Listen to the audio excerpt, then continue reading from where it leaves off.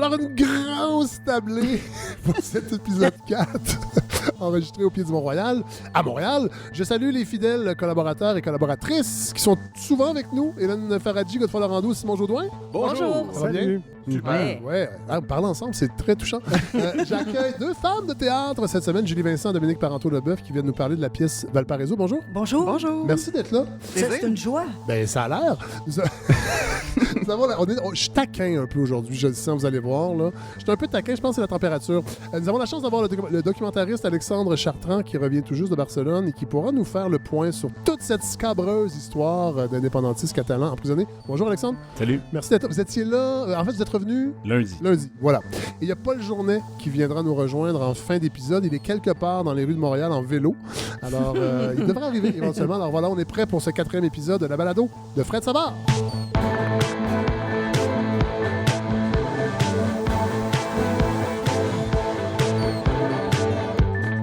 Ah oui, alors Simon Jaudoin, je profite du fait que vous prenez une gorgée pour vous dire que je suis très étonné de vous trouver à Montréal. Habituellement, vous êtes dans cette balado quand on est en région, en voyage, mais là on est à Montréal. Quel bon vent vous amène? Ben écoutez, votre étonnement m'étonne moi-même puisque c'est vous qui m'invitez. Oui, je crois que nous n'allions pas faire de déplacement en région ce mois-ci. On essaie d'en faire un par mois. Oui, c'est ça. On est en train de les organiser. Puis là, je trouvais ça plate de ne pas vous avoir au j'y micro. prends toujours grand plaisir. Ben oui. Vous pouvez m'inviter quand vous voulez. Oui. Mais ce qui est le fun, c'est que vous sentez le gaz quand même. Un peu de gaz et de garnotte, un parfum régional. Écoutez, à Montréal, c'est ça qui est le pire. Hein, il y a rendu plus de garnotte même dans Villeray que partout ailleurs au Québec, je vous dirais. Oui. Mais oui, je suis content d'être là, tout à fait. Là, vous êtes dans une grosse transition là, de ce que je comprends dans votre vie professionnelle. Ben oui, écoutez, Fred, vous m'avez donné envie, vous qui m'avez invité à jouer dans un groupe rock. Je me suis dit, pourquoi je me mettrais pas carrément en danger? De punk rock, oui, c'est ça. Je me dis, pourquoi je me mettrais pas un peu en danger? Non, ça faisait quelques mois, sinon même, je dirais une année, où je me disais que j'allais quitter le poste de rédacteur en chef au magazine Voir pour me consacrer à ce projet Tour du Québec sur lequel j'ai travaillé très fort au cours des derniers mois. Je pars sans regret, sans amertume. D'ailleurs, je fais encore partie de la famille puisque Tour du Québec, c'est un projet, une publication qui est au sein de Mishmash Media toujours. C'est drôle parce que, dans le fond, vous faites un peu ce que Richard Martineau a fait, c'est-à-dire qu'il a quitté la rédaction du Voir, mais lui, pour pas faire le Tour du Québec, mais pour que nous, on fasse le tour de Richard Martineau. Et là, vous faites le Tour du Québec. Vous vous aventurez sur un terrain glissant, et sinon moelleux. Mais pour le dire comme ça, oui, c'est un espèce de besoin. D'abord, un média, ça doit constamment se réinventer. Surtout un média gratuit qui repose sur la publicité, qui repose aussi sur l'essence culturelle, la couverture culturelle. Parfois, il faut laisser conduire quelqu'un d'autre. Ça fait quand même 8 ans que je pilote et c'est quand même beaucoup d'ouvrages. Il ne faut pas sous-estimer. Des fois, on nous voit faire les fins finaux en chronique et sur les médias sociaux, en balado. Mais c'est 70 heures par semaine. Et parfois, un simple regard neuf sur un projet va changer la donne. Donc ça, je laisse aller de ce côté-là. Mais aussi l'importance, je suis quand même assez inquiet, je vous dirais, je ne veux pas être pessimiste, mais le tissu social, et je vais vous en reparler dans ma chronique du côté médiatique, mais le tissu social, le lien que l'on tisse avec les paysans, les artisans, les gens qui habitent dans les villes, les villages, les campagnes et Montréal, je trouve que je dois me consacrer 100% de mon temps à cette question-là. Et c'est ça que je vais faire avec le projet Tour du Québec. Donc, je me sens un peu en danger avec un certain vertige, mais avec, un grand enthousiasme d'aller à la rencontre de tous ces gens-là. Puis je trouve ça intéressant de la façon que tu en parles, parce que dans ce projet-ci de balado, c'était vraiment important au début de cet aspect-là régional. Là, évidemment, c'est la 2e saison seulement, on la commence.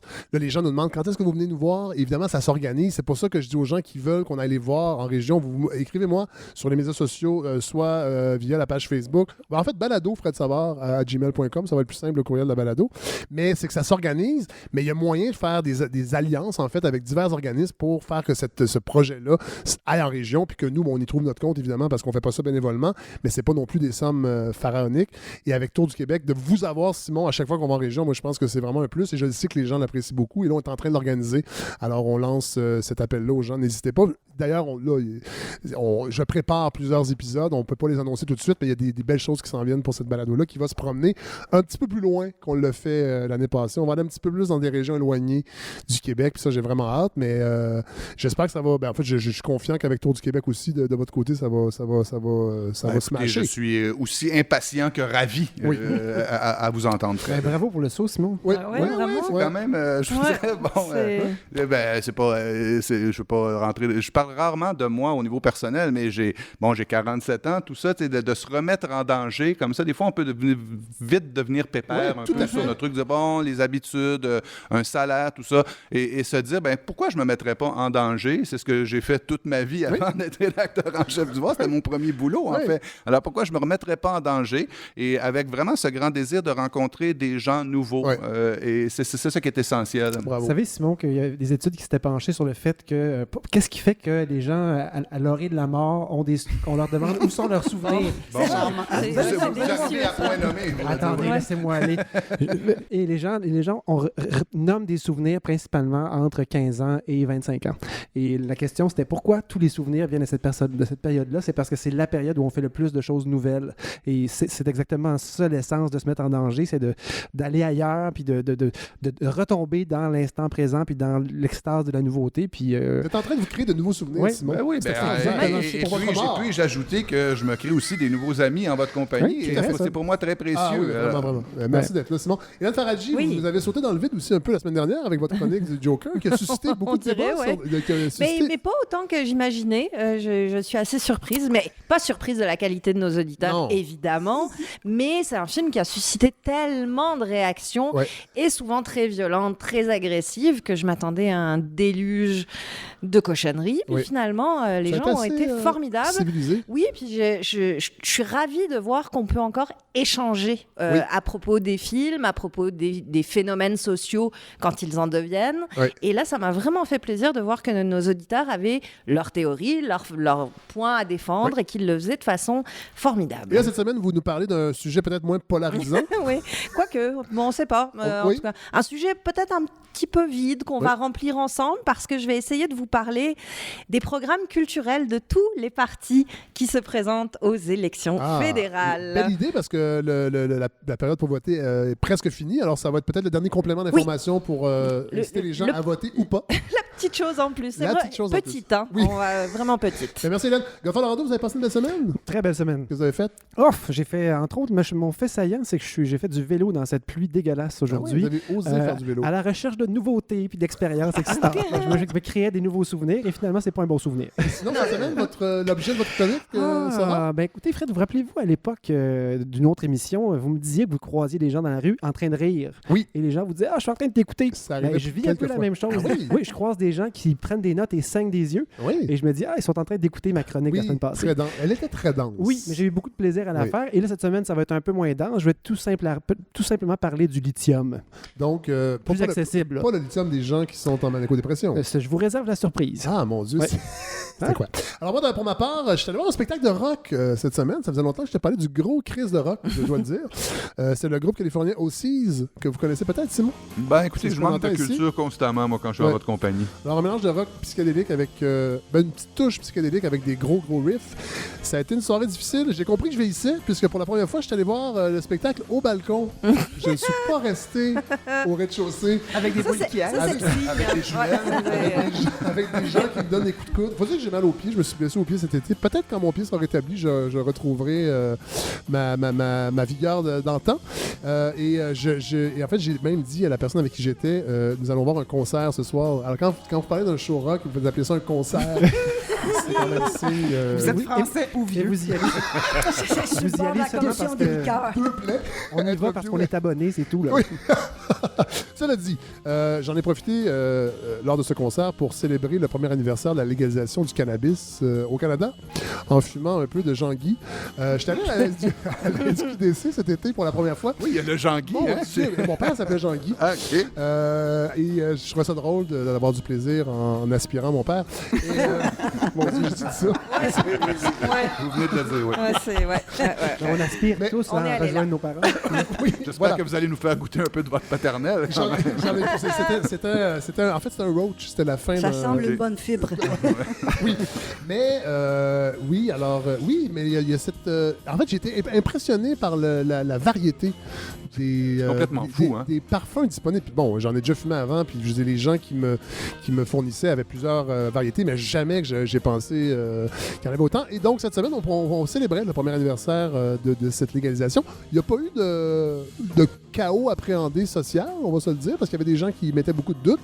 Mais c'est drôle, j'entendais des reportages cette semaine qui me disaient, mon Dieu, on n'a pas réussi à enrayer le crime organisé avec ça, comme si c'était le but de cette loi, alors qu'on sait très bien que c'était pour en fait, faire en sorte que des amis du parti s'enrichissent. Et le Journal de Montréal avait fait une excellente enquête là-dessus.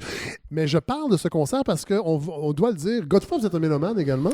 À mes heures. Simon aussi. Sans prétention. Et on va faire des épisodes hors série de cette balado qui vont sortir un peu d'actualité. Et moi, j'aimerais qu'on parle de musique dans cette balado-là, qu'on parle de nos coups de cœur et qu'on fasse nos suggestions. Fait que très, très, très bientôt, je dirais en novembre, on va offrir un épisode hors série qui pourra parler de musique comme ça. Noël. Non, pas de Noël. Ben, on pourrait. Oui. Moi, j'aime beaucoup la musique de Noël. Qu'est-ce que vous avez contre la musique de Noël? J'adore la musique de Noël. Mais vous savez, nous partageons une passion, Fred, c'est l'œuvre de Plume la Traverse. Totalement. Et je vais au concert cette semaine, la semaine prochaine, pour aller voir son nouveau spectacle. Le 23, à la 5e salle. Ben, nous y serons. J'y serai avec mon père le 26. Mon père est un grand ami de Plume la Traverse. Ben voyons donc. Écoutez, Oh là là, alors... on se rapproche. C'est encore un ami? Ben oui, c'est lui qui l'a invité. Fait que si je voulais avoir Plume la Traverse à cette balado, je passerais par votre père. Bien entendu. Ah mon Dieu, ça. Bon, on va le faire. c'est fou tout ce qu'on a comme contact. Donc, Dominique Parenteau-Leboeuf et Julie Vincent, je suis très heureux de vous avoir pour... on a une petite connexion, en fait, parce que Julie Vincent, votre sœur est venue la saison dernière. Isabelle, parler de Première Nage First Snow. Et là, la pièce Valparaiso, on va en parler plus tard, évidemment, mais vous mettez la pièce en scène. Dominique, c'est votre texte. Moi, j'ai vu quelques parallèles parce que, bon, la Première Nage First Snow, c'est vraiment un truc très familial, mais entre le référendum ici, en Écosse, avec la barrière linguistique aussi qui un peu parasite la communication. Et dans Valparaiso, il y a c'est pas tout à fait ça, mais il y a quand même cette idée-là de confronter deux culture, la québécoise et la chilienne, avec des événements politiques qui ont été quand même importants dans les deux cultures. Oui, les confronter, puis en fait les tisser d'une façon qu'elles se rencontrent. Dominique a beaucoup travaillé sur l'histoire des patriotes et elle a voulu créer l'histoire d'une femme patriote à partir d'événements réels et d'événements fictifs. Oui. Dans la pièce dans laquelle jouait Isabelle, on peut faire l'analogie, puis on peut faire l'analogie aussi avec ce dont on parlera tantôt par rapport à la Catalogne. Oui. C'était notre propos est celui-là, mais au 19e siècle. Oui, c'est ça, parce que là, il y a plusieurs temporalités. C'est plus fucked up, en fait, que Première Nage, là, la Valparaiso, quand même. Là. C'est-à-dire qu'on perd la mémoire, mémoire historique. Oui. Et si une dramaturge, comme le fait Dominique, tout à coup, fait une investigation sérieuse pendant 4 ans, comme elle l'a fait, et qu'elle cherche, avec des faits réels, à tisser des liens entre le Chili et le Québec, qu'elle rencontre, par exemple, un personnage comme Bernarda Morin, qui est une femme qui s'est retrouvée à Valparaiso en 1853 et qui était une émule d'Émilie Gamelin, qui était elle-même une sœur d'un patriote qui était en prison, etc. Non, c'est fou. C'est fou. Mais on va en parler tantôt. Je ne veux pas qu'on vende des punches parce que là, je veux absolument qu'on aille voir Alexandre Chartrand parce que je pense qu'il faut parler de ce qui se passe en Catalogne et on va y aller avec tout de suite un extrait des événements de cette semaine.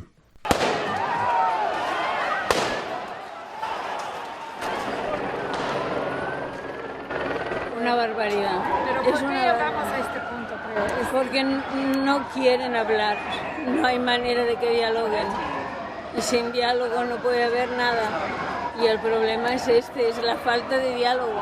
Donc vous, là, on va vous mettre en situation. Vous avez réalisé, en fait, 2 documentaires sur le processus d'indépendance en Catalogne. Oui, exactement. Moi, celui que j'ai vu, c'est Avec le sourire la Révolution, qui est paru en 2019, sur le référendum organisé par le gouvernement catalan en 2017. Mm-hmm. Peut-être nous remettre en contexte quel était le déclic de votre démarche et qu'est-ce qui vous a attiré là-dedans, en fait? Moi, j'ai appris le catalan il y a une 12aine d'années, par intérêt personnel. un amour un peu trop grand pour l'anarchisme, puis une combinaison de plusieurs trucs, mais qui ont fait qu'à un moment donné, je me suis intéressé à cette langue-là. Puis connaissant la langue, j'ai vu l'arrivée, en fait, le renouveau, si on veut, du mouvement indépendantiste catalan.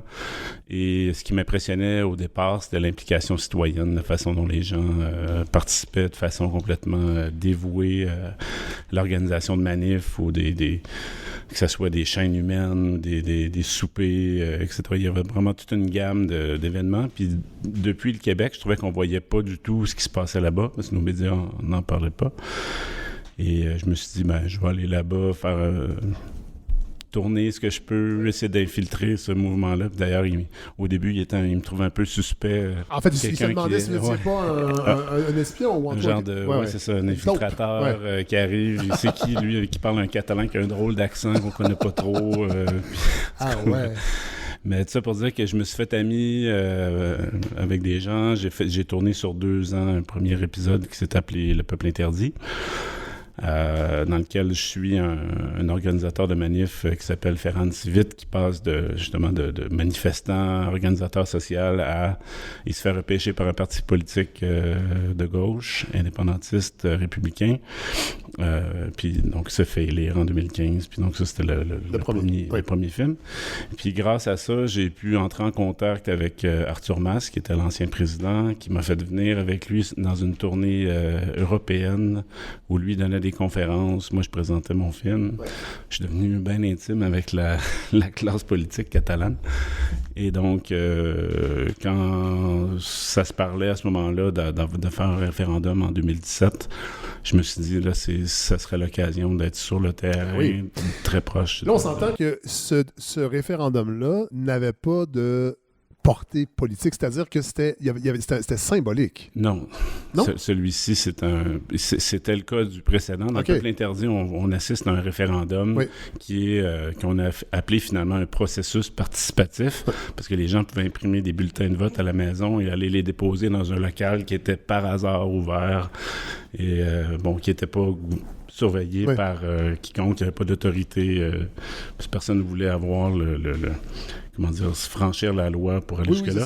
Mais cette fois-ci, en 2017, moi, j'arrivais justement au Parlement catalan au début septembre pour filmer, poursuivre l'acceptation de la loi par le Parlement catalan. La structure politique de l'Espagne et de la Catalogne, peut-être nous la... Il y a un désir de fédération en Espagne qui s'est jamais concrétisé, aux grandes dames des Catalans qui, eux, ne souhaitaient que ça, que l'Espagne devienne une fédération. Il y a plusieurs peuples qui composent l'Espagne. Il y a des Basques, il y a des Galiciens, il y a des Catalans, puis il y a des catalanophones. Il y en a 10 millions qui sont sur 3 provinces différentes qu'on s'est assuré de bien séparer. Donc, l'Espagne a refusé cette fédération-là, cette fédéralisation-là au moment du retour de la démocratie en 78. Puis depuis, les Catalans ont toujours un peu tiré la couverture de ce côté-là en essayant d'apporter des modifications qui pourraient permettre une plus grande décentralisation au moins de ce pays-là.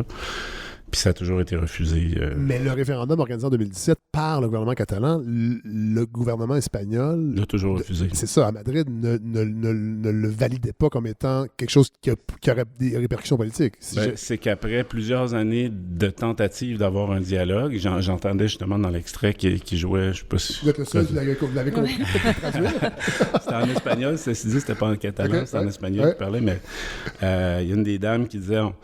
on demande juste un dialogue, on veut juste dialoguer, puis il n'y a aucune réception. Puis c'est vrai que ça doit faire, je sais pas, 10 ans là, qu'il y a des demandes de dialogue. Puis la réponse de Madrid, c'est qu'on ne peut pas parler de ça. Il n'y a même pas la possibilité d'engager une discussion sur l'autodétermination.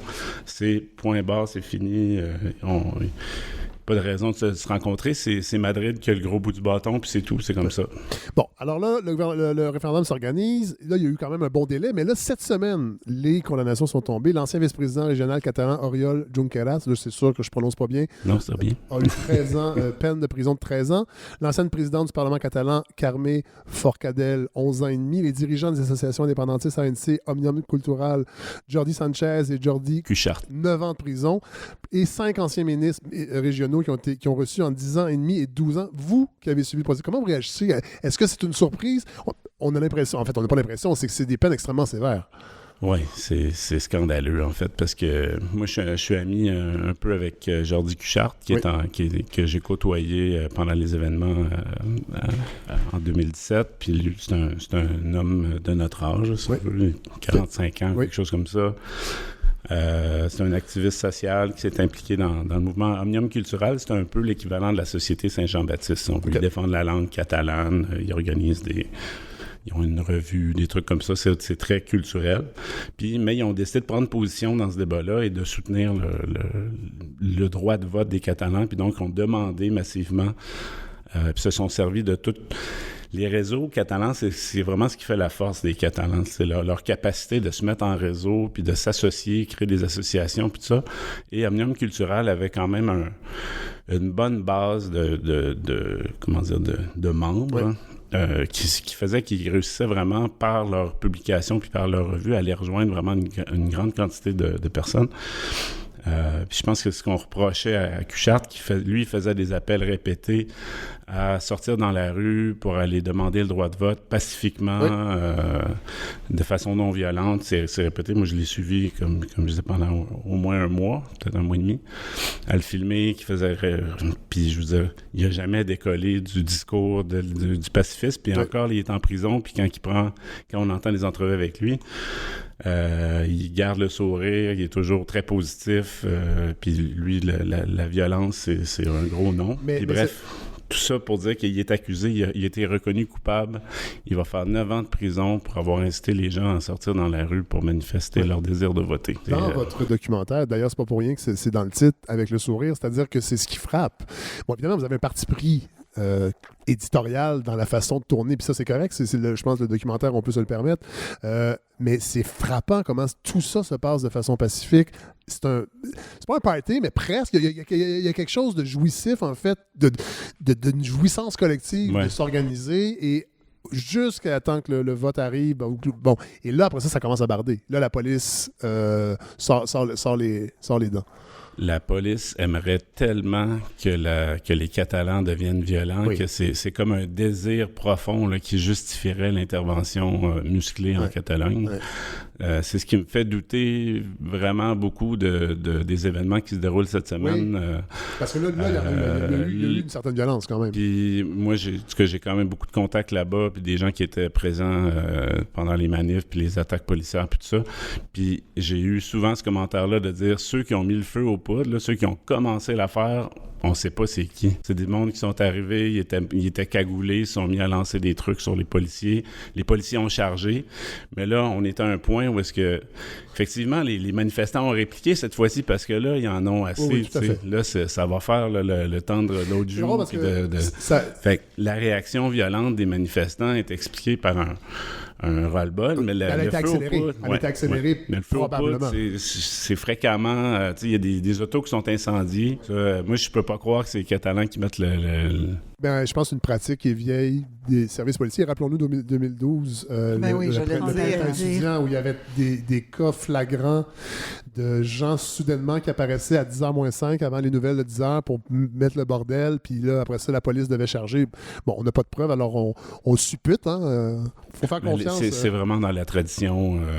Moi, vous voyez, les premières fois où j'arrivais dans les manifs catalanes en 2014, justement, les gens étaient très suspicieux à mon égard en disant c'est qui lui, comment ça se fait qu'il parle si bien la langue, pourquoi il connaît les noms des gens.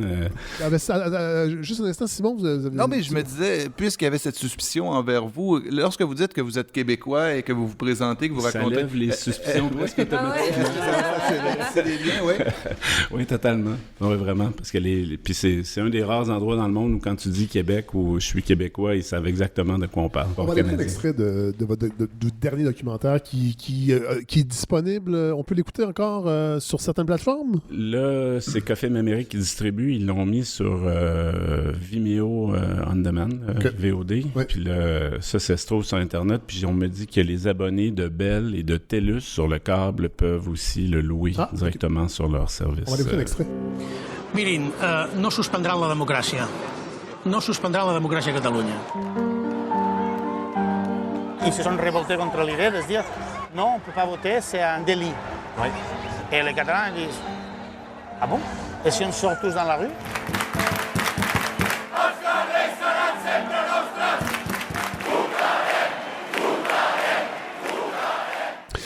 vraiment, c'est un documentaire à voir.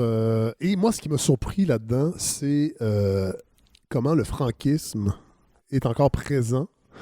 Alors que Franco est décédé en 76? 75. Ouais. 75. Et vous avez des témoignages de gens, un petit peu plus vieux, mais qui se disent, écoutez, c'est encore les mêmes personnes, des vieux politiciens en Espagne, à Madrid, qui sont... C'est incroyable, ça. Mais tu sais, j'en parlais justement cette semaine avec le président du Cercle culturel catalan ici au Québec.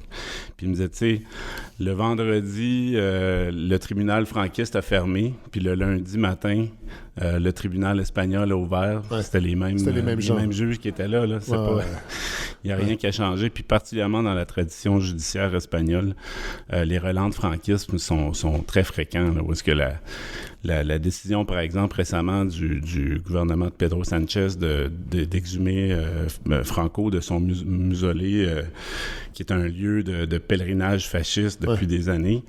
Là, le gouvernement de gauche a décidé de l'enlever de là, mais la première réaction des tribunaux, ça a été d'annuler cette décision-là. Ils sont allés contre. Puis il a fallu plusieurs démarches politiques et judiciaires pour en arriver. Finalement, là, il va être extrait bientôt. Je ne sais pas si ça va se faire dans les faits non plus, parce que je pense qu'après l'élection, ils vont peut-être renverser cette affaire. Je ne sais pas trop. Ils s'en vont en élection en novembre, les autres, les Espagnols. Les politiciens d'ici se sont quand même un petit peu, pas trop mouillés. Justin Trudeau qui a refusé de condamner le gouvernement espagnol qui ne se mêle pas de... C'est drôle parce que dans d'autres contextes, ils n'hésitent pas à se costumer, à aller visiter se mêler du Venezuela.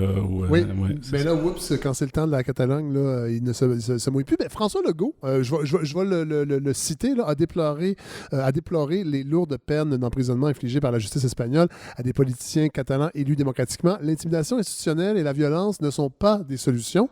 Il ne parlait pas de la loi 21 ici, évidemment, il parlait de la Catalogne, mais comment vous interprétez cette... Il a quand même été assez loin pour un élu... Oui, mais je te dirais que c'est une tradition québécoise. En tout cas, moi, depuis que je m'intéresse à la question... Philippe Couillard n'a pas dit ça. Philippe Couillard n'a pas dit ça. Mais au moment, ceci dit, où est-ce qu'il y a eu le vote référendaire en 2017, c'était une motion unanime à l'Assemblée nationale qui a condamné cette violence policière-là.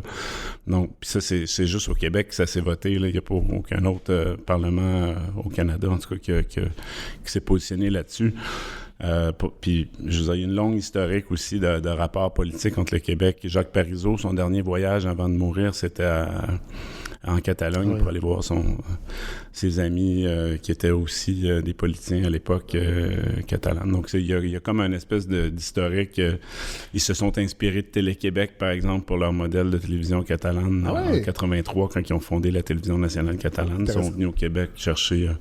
genre d'exemples de modèles qui pourraient s'insérer. Il y a plein d'exemples de ça.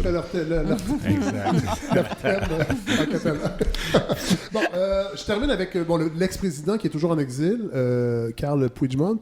Là, il y aurait une procédure judiciaire envers le gouvernement canadien pour venir... C'est ce que j'ai lu dans les journaux cette semaine. Je me trompe, il y a quelque chose de... Est-ce qu'il est menacé? Est-ce que le gouvernement serait capable d'aller le traquer, en fait, pour l'amener dans les tribunaux? Je pense que oui, ils vont finir par y arriver. Parce que là, les Belges l'avaient protégé jusqu'ici. C'est un gouvernement... c'est pas nécessairement un gouvernement glorieux qui est en Belgique en ce moment, mais il avait protégé... Pourquoi vous dites ça? C'est un peu de la droite... c'est la droite flamande là, qui est au pouvoir. Qui sont, en tout cas, nationalistes, identitaires, mais de façon un petit peu plus... J'avoue, depuis la dernière parution du dernier épisode de Tintin, j'ai moins suivi ce qui se passe en Belgique. Là, je sais pas si... Bref, mais ça pour dire que ça va un peu de soi que les gens de la Flandre supportent les Catalans parce qu'eux aussi ont des revendications indépendantistes. Puis bref, mais jusqu'ici, on réussit à le protéger parce qu'il disait il était passible de rébellion. Le crime de rébellion, ça implique de la violence, ce qu'il n'y a pas eu. Dans les événements pour lesquels il est accusé. Puis donc là, ils ont réussi à condamner tous ceux qui ont été condamnés cette semaine. Là, le crime de rébellion n'apparaît nulle part dans les condamnations. C'est juste sédition. C'est inciter les gens à se rebeller contre l'État. Donc, puis ça implique pas nécessairement une violence, tout ça. Puis donc, sur cette base-là, ils ont réussi à obtenir des 9 ans puis des 13 ans de prison. pour moi, sédition, c'est faire de la politique. Là, je veux dire, tout à fait. D'inciter les gens à faire des choses. Voilà. C'est ça. Tu peux t'opposer à un gouvernement, à un moment donné, ça s'appelle la démocratie, quelque part. Là, vous avez l'impression qu'ils vont réussir à le... Moi, je pense que oui, parce qu'avec le crime de sédition, les chefs sont pas totalement loufoques. Là, tandis qu'avec les rébellions, il y a la même chose. Il y en a une, Clara Ponsati, qui s'est réfugiée en Écosse. Puis pareil, le gouvernement écossais a refusé son extradition en disant ces chefs d'accusation-là sont ridicules, on les reconnaît pas. Puis c'est une patate chaude pour tous les pays européens parce qu'avec ce qui se passe en Grande-Bretagne avec le Brexit, on ne veut pas donner du carburant à l'éclatement du concept de l'Europe. Ce qui me fascine, c'est que les Catalans sont super pro-européens. Ils embrassent l'Europe, le concept de l'euro. Tout ça, sont vraiment farouchement en faveur de l'Union européenne. C'est juste qu'ils veulent avoir une reconnaissance pour leur langue, le droit d'exister, avoir... prélever leurs impôts, des affaires assez de base. Très légitime. Écoutez, merci beaucoup, Alexandre Chartrand, d'être venu nous parler de ce qui se passe. Vous débarquez en plus de la Catalogne. Alors, c'est vraiment super intéressant. Puis, je voulais que vous veniez pour que les gens aient le goût d'aller voir les deux documentaires. Le premier, moi, je ne l'ai pas vu. Mais... Il est sur tout.tv, le premier gratis. Le peuple interdit, sur tout.tv. Voilà. Il est là. Alors, aucune raison de ne pas aller voir ça. Merci beaucoup, Alexandre Chartrand. Merci.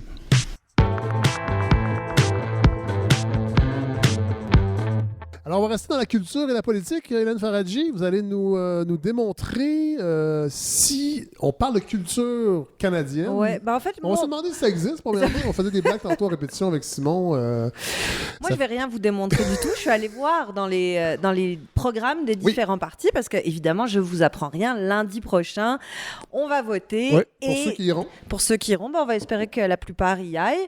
Puis ce sera une surprise pour personne. La culture, c'est le cadet des soucis des chefs en campagne. À la rigueur, je peux le concevoir, parce que c'est vrai, l'environnement, la santé, l'éducation, c'est des priorités, même s'ils ne sont pas traités comme tels non plus. Et la culture n'est pas une compétence fédérale, c'est une compétence provinciale. Certes, mais ils ont quand même certaines choses sur lesquelles ils peuvent intervenir, et c'est important d'intervenir parce qu'une société saine, en santé, elle s'imagine aussi en fonction de comment, collectivement, on assure un accès égalitaire à la culture, parce que ça nous enrichit tous constamment, de comment on finance la dite culture, et puis de comment on la protège aussi face à l'hégémonie culturelle, notamment américaine. Parce que c'est bien beau qu'on ait tous vu Joker, c'est bien beau qu'on ait tous entendu Fatboy Slim qui remixe Greta Thunberg, mais... Est-ce qu'on l'écoute?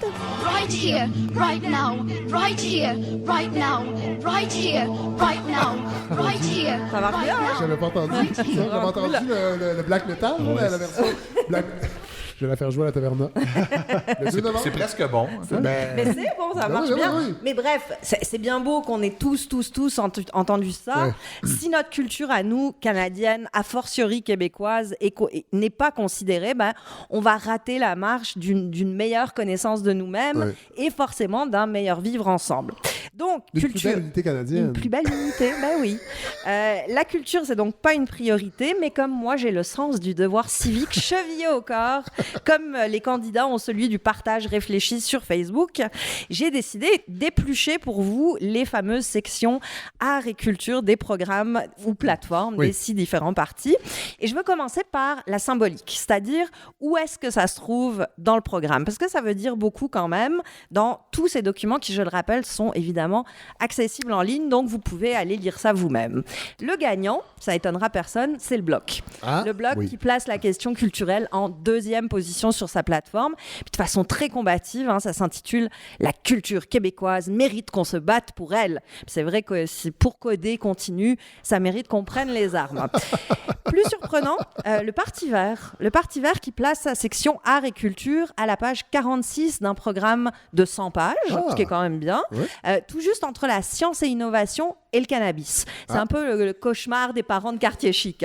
Ça commence par la science, la culture, le pot. Et, pour les autres, c'est à peu près égal.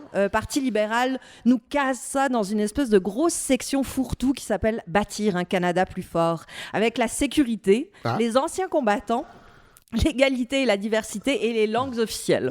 Donc tout ça va très bien ensemble. Le NPD, page 95 sur 123. Mais ce qui est très bien sur leur site, c'est qu'on peut chercher directement ce qui nous intéresse. Donc on n'a pas à fouiller tous les documents, ce dont je les remercie parce que j'ai un peu eu les yeux qui ont saigné en faisant cet exercice-là de chercher. Parti conservateur, c'est le point 123 d'un programme en 161 points. Ça va loin. Et puis évidemment, le bon dernier, le Parti populaire de Maxime Bernier. Pas de section, pas de programme, juste des gros thèmes explorés sur le site web, dont celle qui va nous intéresser, qui s'appelle Identité canadienne et liberté d'expression. Ça, c'est pour le symbole. Liberté, c'est bien important pour Maxime. C'est bien important. Mais là, on va mettre les mains dans le cambouis et on va décortiquer avec les mots des partis eux-mêmes ce que c'est que la culture pour vous. Parce que il y en a quand même qui, en haut de ces grandes sections-là, vont mettre un petit paragraphe explicatif pour nous dire à leurs yeux qu'est-ce que c'est que la culture, ceux qui le font, parce qu'ils ne se donnent pas tous la peine de le définir. Pour le bloc, culture, c'est dans une belle parenthèse avec musique, littérature, cinéma, danse et cirque. Oh, il parle de danse quand même. C'est ça. Le NPD... Nous, chez Danse, on est très contents. Le NPD, lui, un petit peu plus monomaniaque, c'est l'industrie de la télévision et du cinéma. Juste ça. Parti libéraux, je ne sais pas pourquoi. Parti libéral qui fait dans la poésie. C'est très beau. Je cite... Il nous parle de les écrivains qui racontent nos histoires, les humoristes qui nous font rire et les artistes dont la musique est la trame sonore de nos vies. C'est beau. Hein. Je dirais du Mélanie Joly. Je pense que c'est elle qui a dû... je pense qu'elle a dû intervenir. Parti conservateur, clairement, ils n'ont pas le temps pour définir. On plonge direct dans les points. Les Verts qui, peut-être, boivent pas que du bio, parce qu'ils affirment dès le début, rares sont les secteurs qui ont une empreinte écologique aussi restreinte que les arts et la culture. Non. Ça, vous l'avez prouvé même exactement. À Victoriaville. C'est un enjeu très important dans l'art et la culture, notamment les plateaux de tournage, mais on peut citer beaucoup d'autres choses. Encore une fois, je pense qu'il parlait de la culture canadienne qui laisse peu d'empreintes sur rien. À plein de niveaux. Et puis bien sûr, toujours bon dernier, je fais pas de favoritisme, c'est comme ça, le Parti populaire qui nous dit que la culture, c'est une question de valeur et que les immigrants vont toutes pervertir les nôtres. Voilà. C'est grosso modo ça. C'est écrit avec un dessin, je pense. Pour être sûr qu'on comprenne bien. Oui, avec une flèche qui dit dehors. Un petit bateau. C'est ça. Mais ce qui est intéressant aussi avec ces programmes, c'est qu'ils ont tous, on peut voir leur marotte de tous les partis, ils ont tous une petite mesurette, un petit truc un peu étrange qui a l'air important pour eux, qui ne fit pas nécessairement dans la section, mais on s'est dit pourquoi pas, la culture, on peut tout mettre là-dedans. Et donc, inspiré par votre amour des quiz, Fred, je me suis dit, j'allais vous en faire un. Alors, à qui appartient cette mesurette ? Attention, il y a des pièges. On commence facile. Priver de financement tous les établissements postsecondaires qui violeraient la liberté d'expression des professeurs ou des étudiants. De Maxime Bernier. Bah oui. Ah bah oui. Deuxième. Bravo, sinon. Que les achats de livres soient exemptés de TPS et les tarifs postaux réduits pour les librairies. NPD. NPD, moi j'aurais tendance... Non, c'est le bloc. J'aurais dû le dire, je le savais. Mais participez. C'est facile. Appréciez-vous un peu, on parle culture. Ensuite, appuyer le financement du théâtre autochtone du Centre national des arts. Ça doit être les libéraux, ça c'est clair. Non, c'est le NPD. 400 millions pour un accès Internet fiable partout au pays. Les conservateurs. Non, c'est les Verts. Le laissez-passer culturel. En fait, mais les conservateurs, je pense que c'est un accès pour le dark web, c'est pas pour le web. Le laissez-passer culturel, qui serait un crédit de $200 donné à chaque enfant à partir de 12 ans pour qu'il aille découvrir du contenu local canadien. Ça, c'est Justin, ça. C'est Justin, ouais. Et mon préféré, parce que comme je vous le disais, ça ne fait pas du tout, promouvoir et investir dans le sport amateur. Le parti de Maxime Bernier. Non, les conservateurs. Le sport amateur. Sport et culture. Ensemble. Mais les mesurettes, c'est rigolo et tout. Mais le vrai vif du sujet, il y en a deux qui ressortent clairement des 6 programmes. Ces 2 grands axes autour desquels les 6 partis essayent d'articuler leurs pensées, leurs propositions culturelles. Et c'est la crise des médias et la question du numérique et des géants du web. Alors pour la crise des médias, on va tout de suite évacuer le Parti conservateur qui ne propose rien. En fait, c'est la main invisible du marché. Ouais, c'est ça. Tout ce qui a l'air qui est souvent un majeur invisible. Tout ce qui a l'air de les préoccuper dans leur programme, c'est que l'aide gouvernementale que l'on donne aux maudites sangsues que sont les artistes, ça, c'est moi qui l'ajoute, ça, soit accompagnée de reddition de comptes, de transparence, et aussi qu'on encourage les dons des particuliers et des sociétés à la culture. Parce qu'un financement privé... La balado, on est dans ce modèle-là, très conservateur. Tout à fait. Aucune reddition de comptes, par exemple. En tout cas, de là à dire que la question des médias les indiffère au Parti conservateur, il n'y a qu'un pas, et je le franchis allègrement. C'est pas très précis du côté du NPD qui, eux, nous parlent vaguement d'un financement stable pour les institutions artistiques et culturelles pour qu'ils réussissent leur transition numérique. Ça reste à peu près là. Une hausse de financement pour la CBC SRC. On reste assez flou. C'est flou. Plus précis, mais vraiment dans le champ, on a notre Parti populaire qui, lui, veut supprimer le financement destiné à promouvoir le multiculturalisme, abroger toute limite à la liberté d'expression sur Internet ou limiter la définition... Attendez, est-ce qu'il y a une limite à la liberté d'expression sur Internet? Bah oui, on n'a pas le droit de dire des choses discriminatoires, haineuses. Sur Internet? On peut être poursuivi. Il me semble qu'il n'y a... Ah ouais. On peut... Parce que pourtant, en tout cas, quand je lis les commentaires en bas de certains articles sur certains journaux, je dirais que la liberté d'expression est assez Oui, mais il y a quand même des modérateurs. Il y a des gens qui peuvent agir pour faire en sorte que ces commentaires-là soient supprimés. Ouais. Là, je pense que la proposition vise à ce que ce soit... Allez-y, dites ce que vous voulez. Exact. Ou sinon, celle que j'aime beaucoup aussi, c'est limiter la définition de propos haineux à ceux qui préconisent le recours à la force. Attends, répétez ça. C'est magnifique. Limiter la définition de propos haineux à ceux qui préconisent le recours à la force. Donc en gros, vous pouvez dire « va chier », mais vous ne pouvez pas dire « va chier, je veux te tuer ». Grosso modo. Ça me semble juste comme répartition des... moi, j'apprends ça à mon fils, en tout cas. Ça me semble logique. Pas de questionnement, donc, sur la crise des médias. Aucun, mais des propositions bien monomaniaques, encore une fois. Quand on est à droite, les bons médias se sentirent, puis les médias qui ont de la difficulté, c'est parce que c'est des pas bons médias. Voilà, qui ont juste à être bons. Du côté du bloc, on est un petit peu plus net. On propose la TPS sur la publicité en ligne, peu importe la plateforme, la création d'un fonds des médias écrits avec ces taxes qu'on percevrait et la création d'états généraux sur l'avenir des médias pour une solution à plus long terme. Du côté du Parti libéral, on veut renforcer les médias régionaux avec l'aide de CBC SRC, faire en sorte que l'institution ouvre ses plateformes numériques aux entreprises de journalisme en démarrage et aux journaux communautaires, peut-être. Et du côté des Verts, on s'intéresse à permettre... C'est drôle parce que sur le plan de la SRC, en fait, de Radio-Canada, on a souvent critiqué l'inverse, c'est-à-dire qu'ils avaient des antennes et des journalistes partout en région, et ils ont tout rapatrié, ou presque à Montréal, dans tous les grands centres. Peut-être que là, on voudrait en tout cas ramener un petit peu plus ça. Et du côté des Verts, donc, permettre la séparation des conglomérats médiatiques, faire en sorte que les publicités gouvernementales soient faites uniquement dans les publications canadiennes, augmenter le financement de la CBC SRC. Donc, en gros, on voit que la crise des médias, ça préoccupe, mais ça reste un questionnement pour plus tard, pour dans quelques années, qu'on va pouvoir régler ou oublier, faudra voir, parce que, pour être bien honnête, à avoir tout lu, on n'est pas du tout en mode solution sur le sujet. Alors, est-ce que c'est moins déprimant du côté de l'autre grosse patate chaude qui est le numérique et les géants du web? Pas vraiment. Sauf chez M. Bernier, qui bien sûr nous rappelle que la solution, c'est de réduire le nombre d'immigrants et d'abolir la discrimination pour les convictions morales. Voilà, c'est des solutions, pourquoi pas. Écoute, oui, ça me semble évident.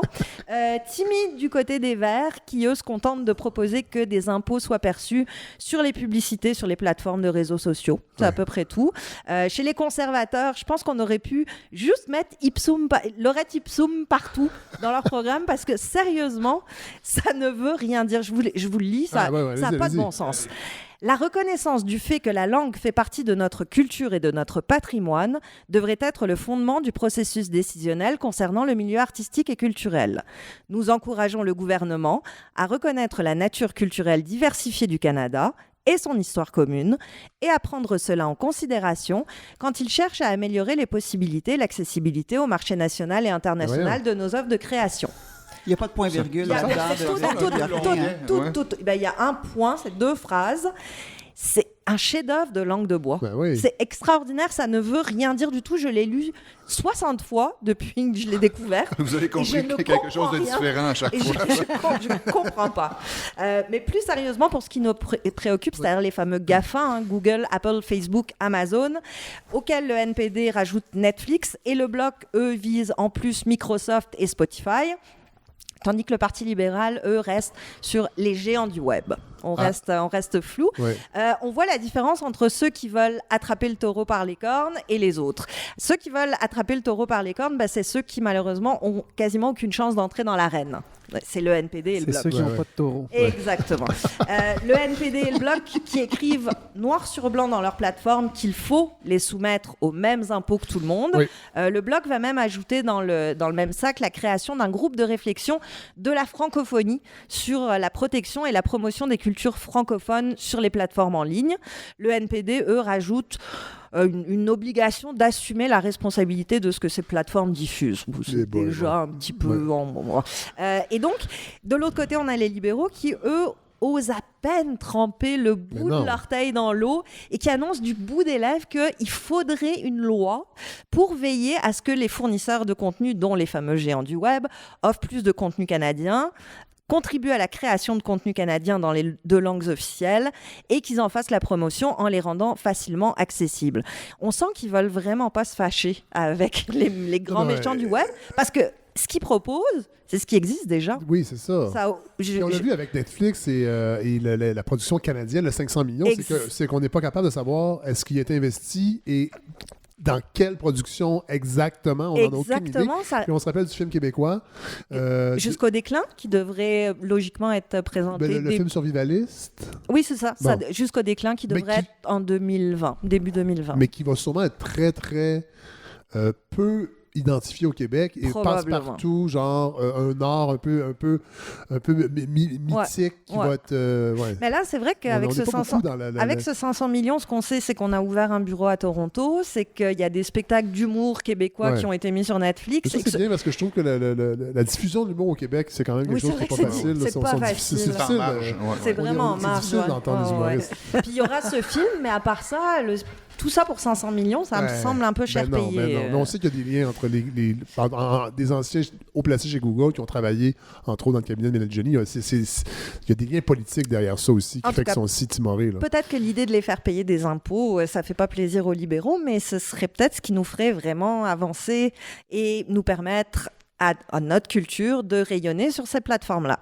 En tout cas, tout ce que je voulais dire, c'est qu'à travers ces 2 enjeux qui sont ceux de la crise des médias et de l'imposition potentielle, on va dire, des géants du web, on voit bien que les questions culturelles, ça ne devrait pas être la 5e roue du carrosse, parce que c'est pas juste des arts et des pirouettes, ça concerne notre économie, ça concerne la façon dont on vit ensemble, ça concerne l'information qu'on va avoir, qu'on va consommer, donc c'est essentiel, c'est capital, mais ça n'a pas l'air vendeur, donc on balaye ça sous le tapis en se donnant à peine la peine de proposer des choses concrètes qui ne sont pas juste du blablabla de remplissage, c'est extrêmement dommage. Ceci dit, j'aimerais inviter tous nos auditeurs à aller faire l'exercice, aller lire les plateformes, aller lire les programmes, parce que ça en dit tellement plus que les passages au débat ou les tweets très très rapides. Ça dit tout ou rien dans le cas de la culture. Ça permet de voir noir sur blanc la langue de bois, la poudre aux yeux, le confort et l'indifférence. Et ça me permet, moi, de vous rappeler une autre évidence. La meilleure arme qu'on a contre tout ça, c'est nous qui l'avons. On n'y a pas accès souvent, mais elle vaut la peine d'être utilisée. Et c'est un bulletin de vote que je vous invite à utiliser lundi prochain. Ah, merci pour ces belles paroles, Hélène Faradji.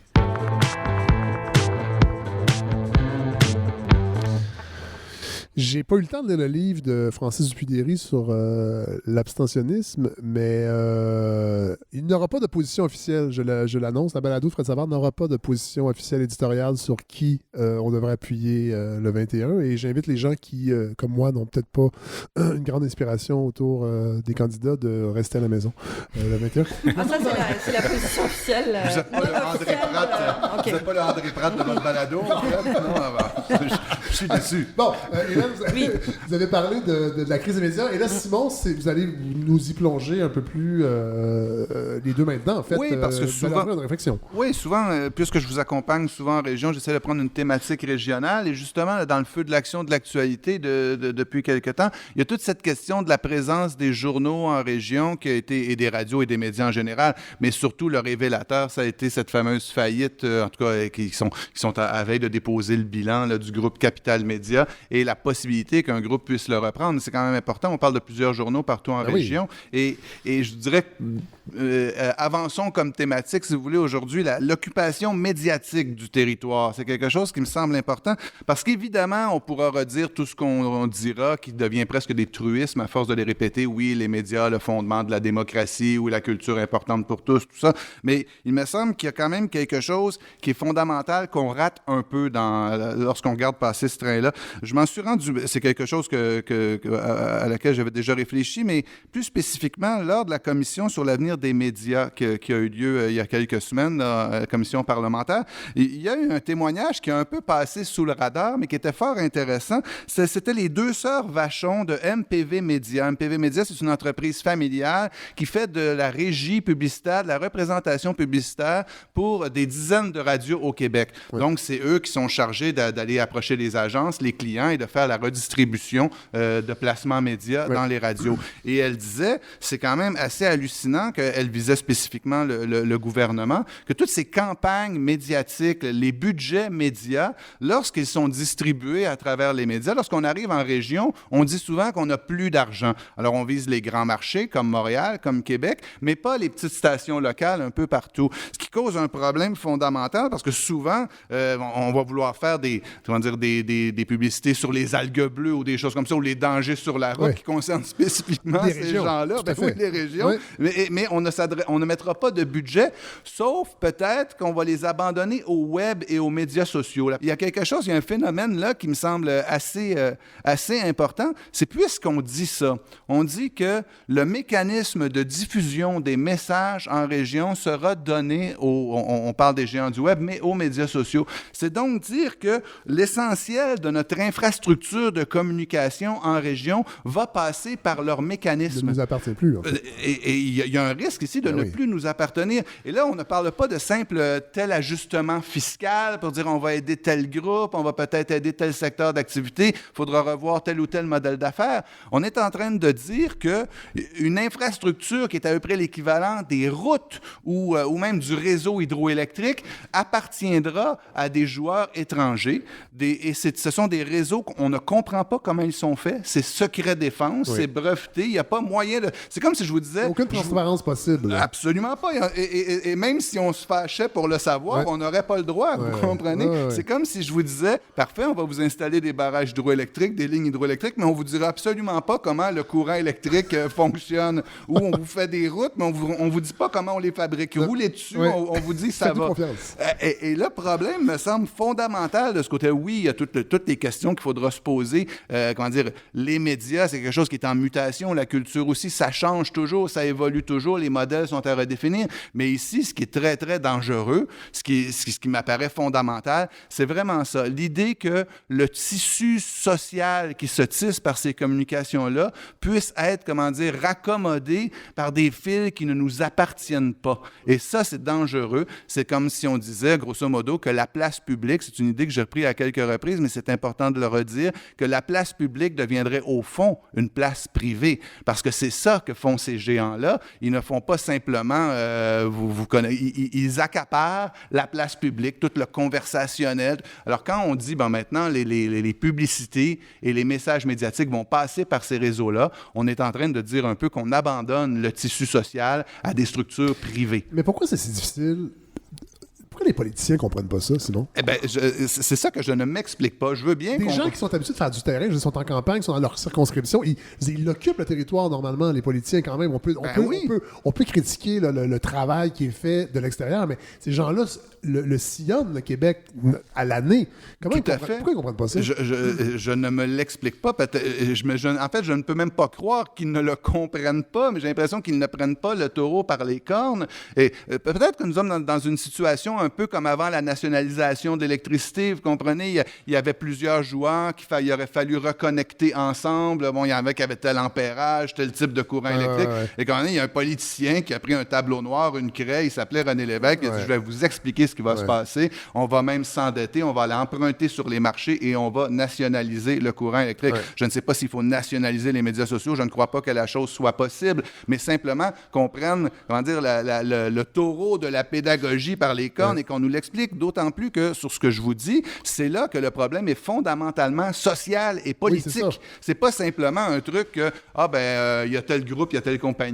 Comment la nouvelle va être rapportée? Oui, c'est beaucoup plus fondamental que ça. C'est pas où tel ou tel groupe est en difficulté, comment on pourrait l'aider, pourrions-nous créer telle ou telle subvention? Ça, c'est des questions qui vont toujours se poser au gré des contextes. Ici, on est vraiment dans le b.a.-ba de la place publique, de l'agora, de la chose sociale, que quand les politiciens, je trouve, badinent un peu en l'abandonnant.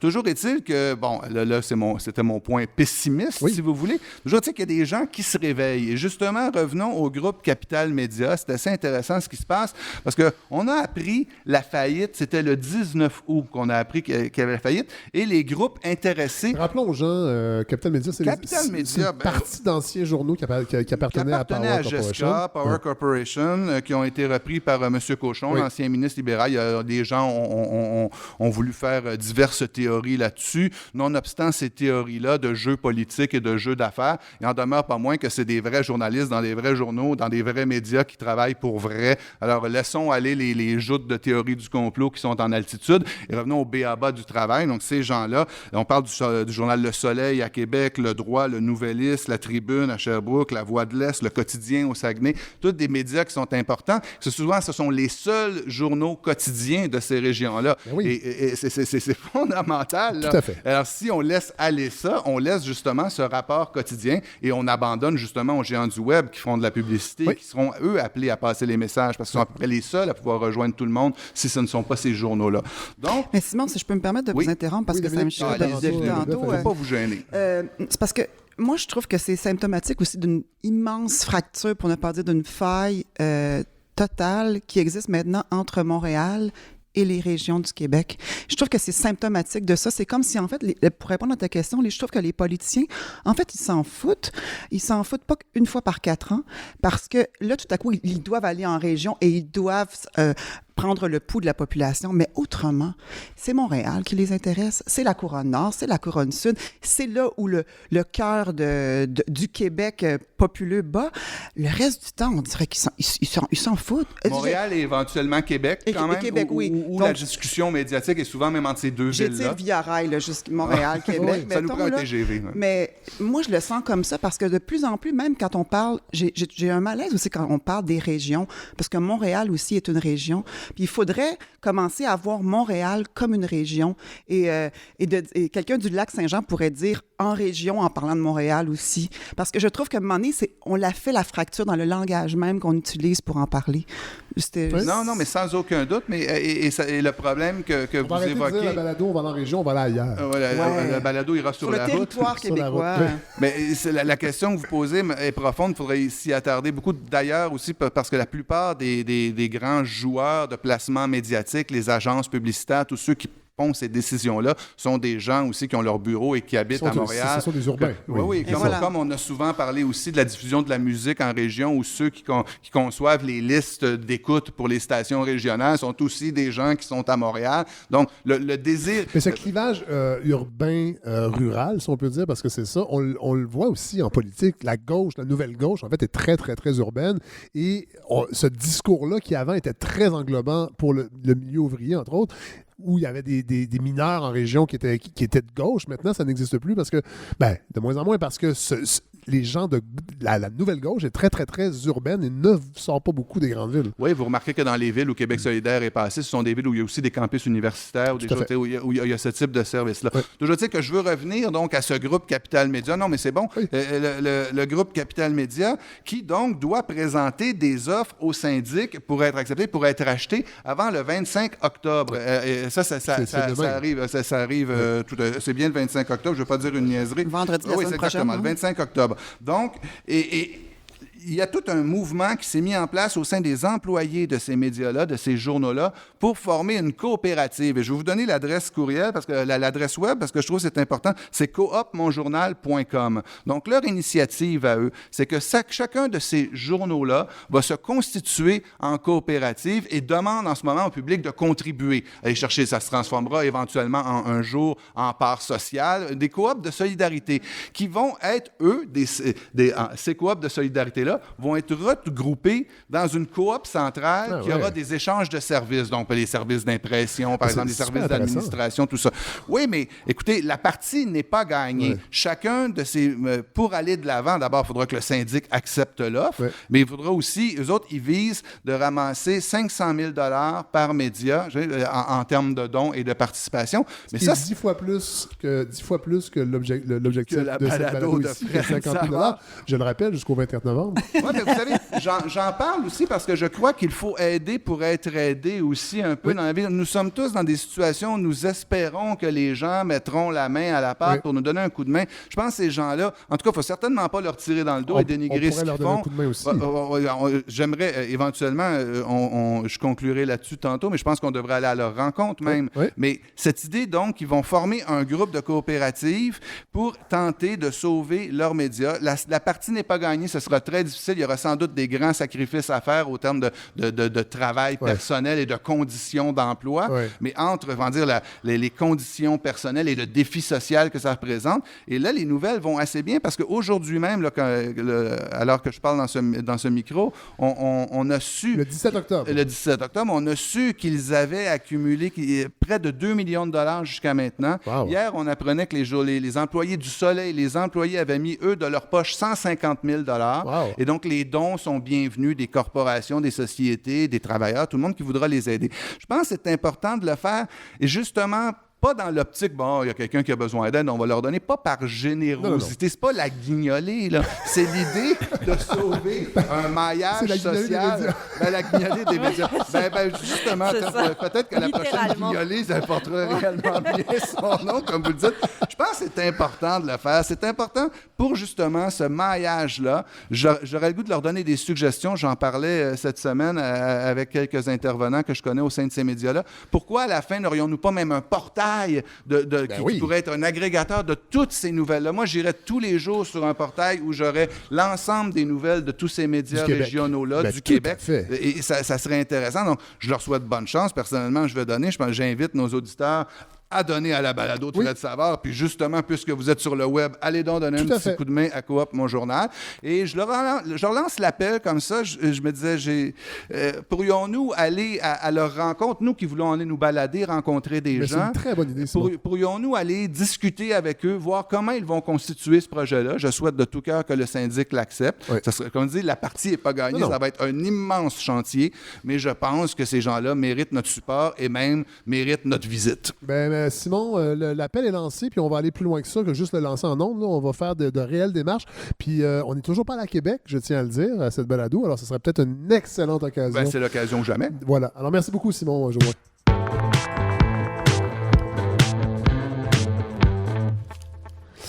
Bon, là, on va quitter, on ne dira pas les régions, l'ailleurs québécois pour aller dans une autre ailleurs, on pourrait dire, avec Dominique Parenteau-Leboeuf et Julie Vincent pour la pièce Valparaiso, qui est, on va dire tout de suite, qui est présentée dans le cadre de Phénoménia. Oui, que je ne connaissais pas, ce festival. C'est un festival, d'abord, performatif, n'est-ce pas, Julie? Tu me le diras si je me trompe. Multidisciplinaire et performatif, et dans lequel le théâtre a quand même une place. Oui. Donc, pas une place prépondérante, mais une place tout de même. Et puis, c'est un festival vraiment champ gauche qui propose en fait des choses qui ne sont pas proposées ailleurs. Électrique Dikim. Oui, Kindé, oui. Kindé, c'est ça. Que je suis ami Facebook avec. Et elle fait cette... Mais je savais pas qu'elle faisait...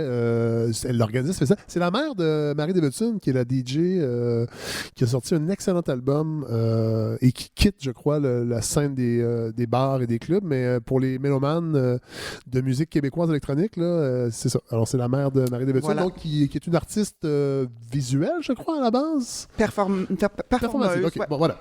Alors, donc, parlons de cette pièce, Valparaiso, qui m'a attiré par sa dimension politique. C'est pas seulement politique, mais il y a en tout cas dans le descriptif, on sentait déjà plein de parallèles avec le Québec et le Chili.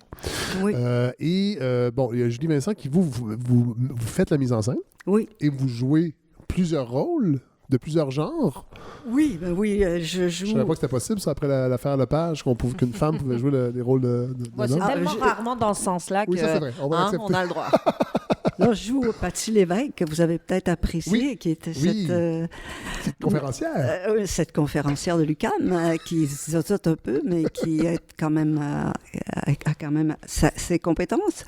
Mais oui, dans cette pièce, il y a environ 45 personnages qui sont assumés par 5 acteurs. Oui. Et notre autrice ne nous a pas ménagé. C'est écrit justement, on parlait des séries Netflix, c'est pas écrit comme un Netflix parce que les racines de la structure dramatique sont différentes, mais les scènes se chevauchent d'une façon assez expéditive. Ah, tout à fait. Et donc, il a fallu être très inventif pour le théâtre indépendant que nous sommes, pour arriver... Mais moi, j'avais créé La Déprime il y a très, très longtemps. Ah, mon Dieu, je me rappelle de cette pièce-là. Mais en fait, je l'avais joué à l'école?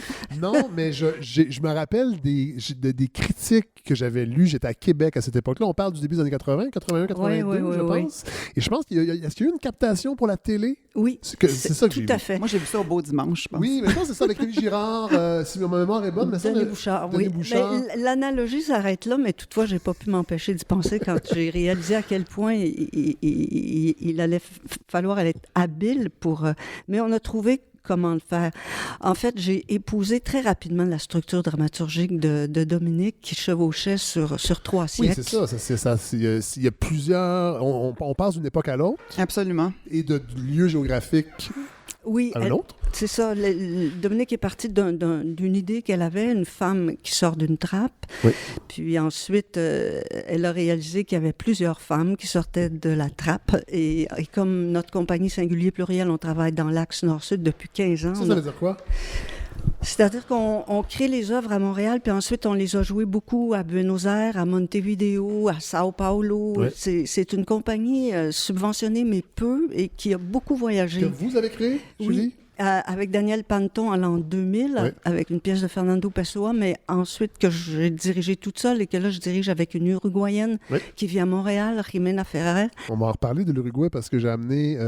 Bon, il y a le déclic est là avec Dominique. On va laisser Dominique peut-être parler du déclic, en fait, de votre inspiration qui a mené, parce qu'il y a 5 ans de travail, c'est ça que j'ai lu, en fait, dans les... Ben, en fait, à l'origine, c'est Julie puis moi, on s'est rencontrés, puis on s'est plu, on s'aimait, on avait des gens qu'on aimait en commun. Vous avez parlé que c'est une idole pour vous, Julie Vincent. Ben, Julie Vincent, pour moi, c'était c'était une championne d'improvisation à la LNI, à Télé-Québec, quand j'étais jeune. Je l'adorais.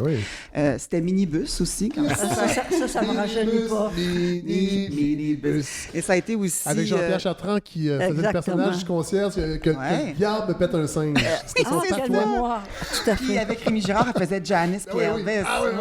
Ah non, mais moi, Julie Vincent, c'était ça, puis c'était aussi C'est mourir à tue-tête dans Pierre Poirier, dans un autre registre. Mais c'est aussi, quand j'ai commencé à l'École nationale au début des années 90, des grands rôles de création au théâtre, dont dans la reprise de Claude Gauvreau, Satin au beurre, je l'ai encore imprimé, c'était extraordinaire. Donc, pour moi, Julie Vincent, c'était une idole. Donc, quand on s'est approché, on s'est tourné autour, puis elle m'a demandé si je voulais écrire pour sa compagnie, ben, j'ai tout de suite dit oui. Puis ça, c'est très important parce que tout naît d'un désir. On peut pas juste... ça n'est pas d'une idée, ça naît d'un désir, un projet artistique. Il n'y a pas le journée qui se joint à nous. Vous avancez pas. Là, il y a Simon Jaudoin qui a dû nous quitter, malheureusement. Donc, excusez-moi, continuez, Dominique. Oui, donc, je disais, le déclic, c'était le désir de travailler ensemble. Après, on s'est réunis, puis très vite, on s'est rendu compte que ce qu'on voulait, c'est de parler des femmes, puis de parler à travers les Amériques. Et donc, moi, j'ai dit à Julie... Moi, j'ai une idée qui m'obsède en ce moment, je ne sais pas c'est quoi, c'est une femme qui sort d'une trappe dans un plancher. Mais cette idée-là, c'est un flash qui vous est tombé dessus? Ça, c'est quelque chose qu'à un moment donné, tu portes en toi, puis l'image te pop dans la tête régulièrement, puis ça devient comme une obsession. Puis c'était au début du travail. Donc, on s'est dit, Julie a dit, bon, mais on va essayer d'explorer c'est quoi ça. Donc, on a exploré ensemble. Et comme le disait Julie tout à l'heure, on s'est rendu compte que dans le fond, cette femme-là, était pas seule. Elle était celle qui la suivait et celle qui l'avait précédée. Elle était en fait la femme pivot de cette matrilinéarité-là que j'ai créée et qui reliait tout à coup, qui a relié le Québec et le Chili. Et il y a eu 2 branches, en fait, qui m'ont aidé, en fait, à nourrir ce lien-là entre le Québec et le Chili. D'abord, ça a été Julie qui m'a dit, quand j'ai fait mes recherches pour ma pièce Soledad au hasard, il y avait Émilie Gamelin dans le portrait, tout ça. Puis elle dit, j'ai tombé sur une sœur là, qui était partie au Chili au 19e siècle, etc. Une sœur de Saint-Henri de Lauzon, Bernard. Va donc voir ça. Elle dit, j'ai pas trop investigué, mais elle dit, va voir ça, ça avait l'air intéressant. Fait que là, je me penche là-dessus à la suggestion de Julie. Et là, je lis l'histoire des Sœurs de la Providence qui sont parties en 1852. Elles étaient 5, accompagnées d'un vicaire. Elles sont parties fonder une congrégation en Oregon. Elles sont allées là, c'était un périple absolument épouvantable. Elles sont arrivées là-bas, plus personne en Oregon. Parce que c'était la fièvre de l'or californien. Ouais. Tout le monde était parti en Californie. Donc, leurs œuvres, personne n'en avait plus besoin. Donc, elles ont niaisoté là pendant 2 mois, se demandaient on fait quoi? Elles ont décidé, OK, on rentre à la maison. Elles sont dirigées vers le Pacifique. Elles devaient prendre un bateau. Le bateau arrive. Choléra. Impossible de monter à bord. Un voilier chilien dirigé par un capitaine français arrive. Je vais vous amener à Montréal, moi, dit-il. Mais on va passer par le bas.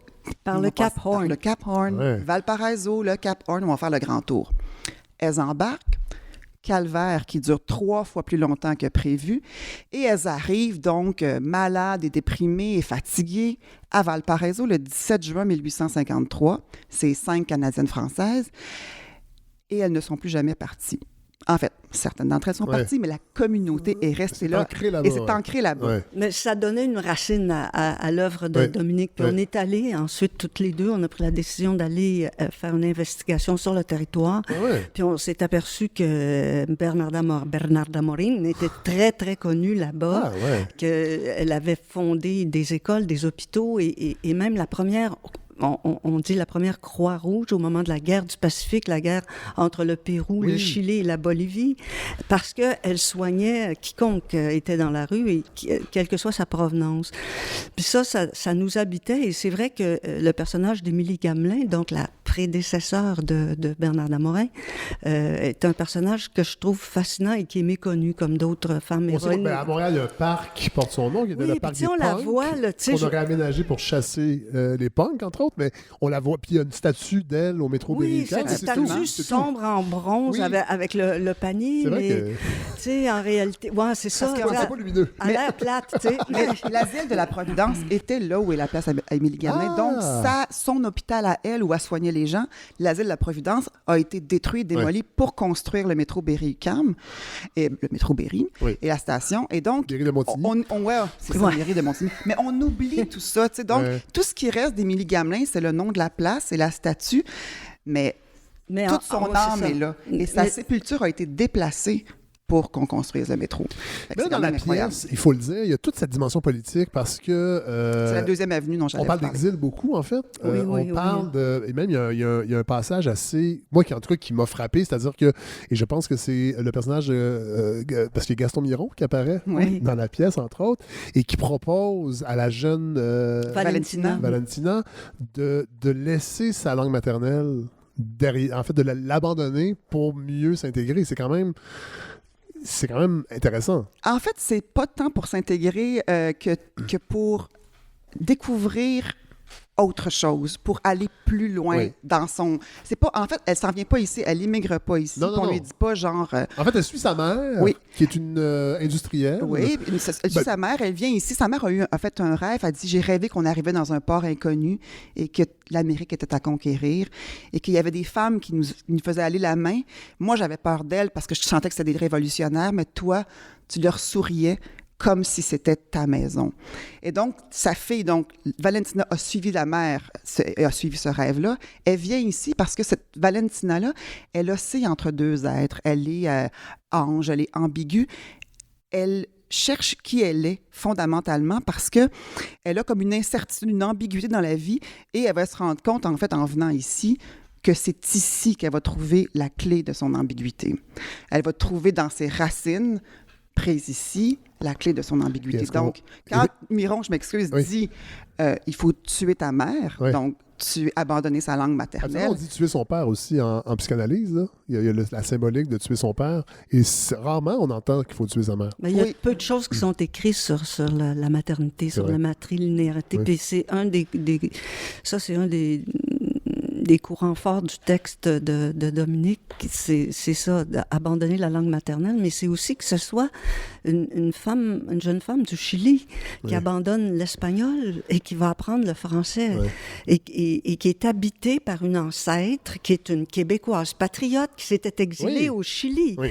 Donc, et ça, est-ce que c'est véridique, ça? Non, mais je me suis inspirée par... Parce qu'il y a eu des exils de patriotes, on le sait. Mais... Il y a eu un exil en Amérique du Sud qui est le docteur Eugène Napoléon Duchesnois, un gars de Varennes, un médecin très engagé. Et quand il a dû fuir, il a dû s'exiler, il s'est d'abord exilé aux États-Unis.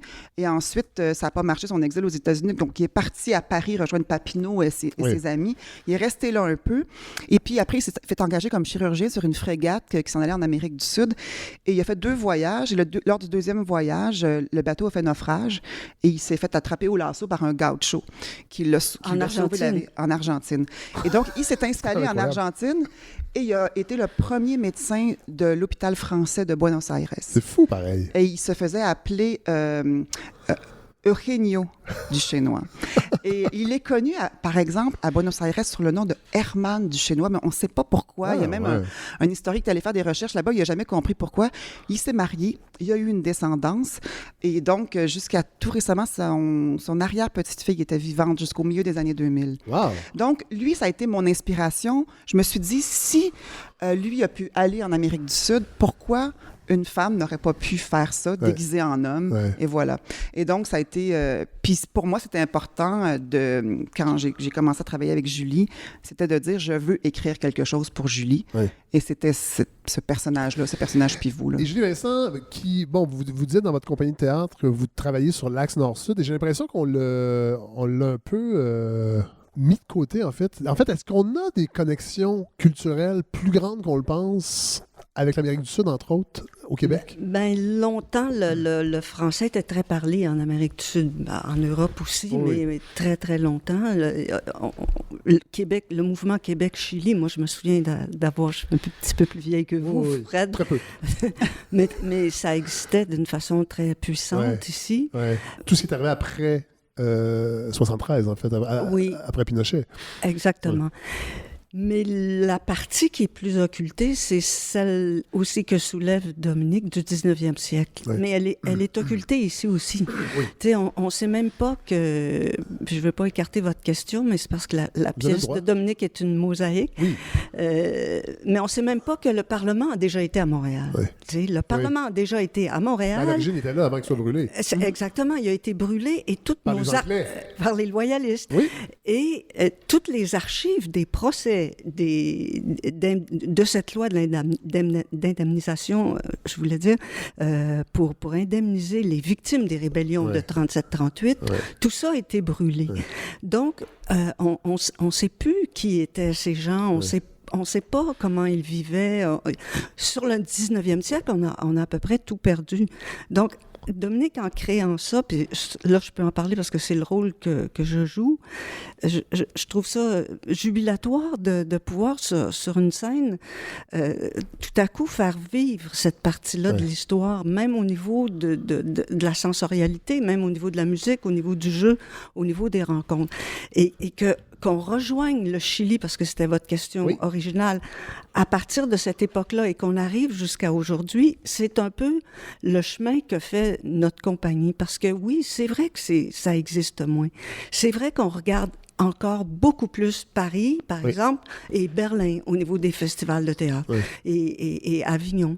Et le théâtre est élitiste encore, et toujours, d'une certaine façon. Et le théâtre du circuit indépendant de Buenos Aires, c'est un des plus forts au monde. Il y a une loi du théâtre en Argentine qui a été portée par les gens de la gauche pendant la dictature. Et, ils ont fait un théâtre résistant, puis ils ont porté cette loi-là.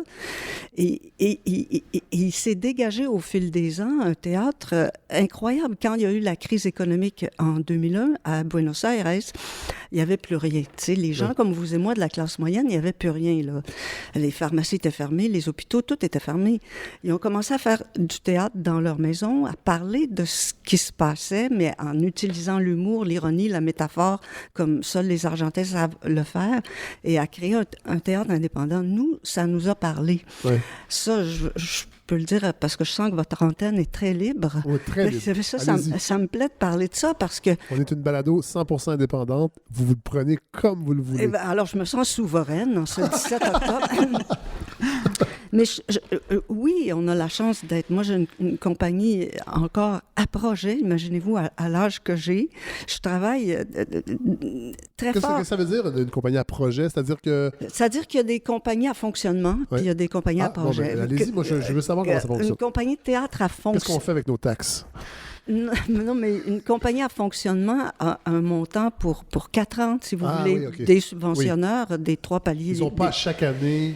Et ils peuvent payer le personnel qui gère l'administration. Oui. Donc, nous, on fait tout. Là, vous l'avez vu, on fait la billetterie, l'administration, on fait absolument tout.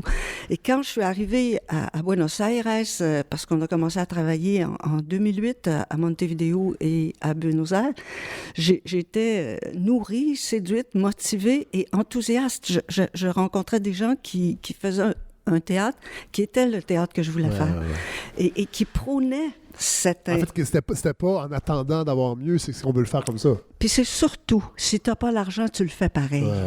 Ce niveau de résilience, c'est lui qui porte l'imaginaire à la fin d'une culture dont les collègues ici parlaient. Quand on parle des partis politiques qui ne parlent pas de culture, ben, ne pas parler de culture pour un peuple, c'est de ne pas avoir d'imaginaire. Ne pas avoir d'imaginaire, c'est ne pas avoir de rêve, d'idéaux.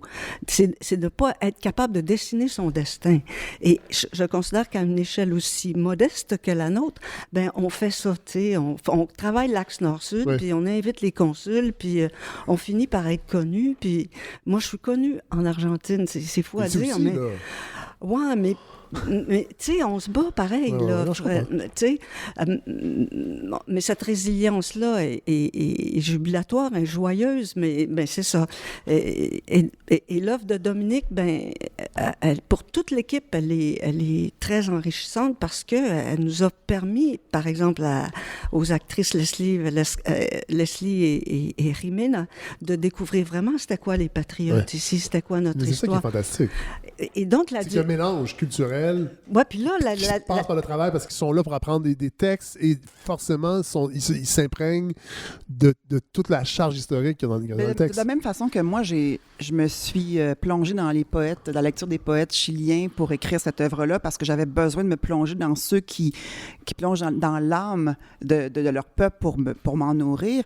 Ben, je l'ai aussi fait pour le Québec. Puis, anecdote par rapport à ce que tu disais sur la fameuse réplique « Il faut tuer ta mère, abandonne ta langue maternelle ». Lors du premier atelier dramaturgique qu'on a fait sur la première version du texte, Leslie, l'actrice mexicaine, a eu une réaction viscérale, très mauvaise, premier niveau, mais c'est correct.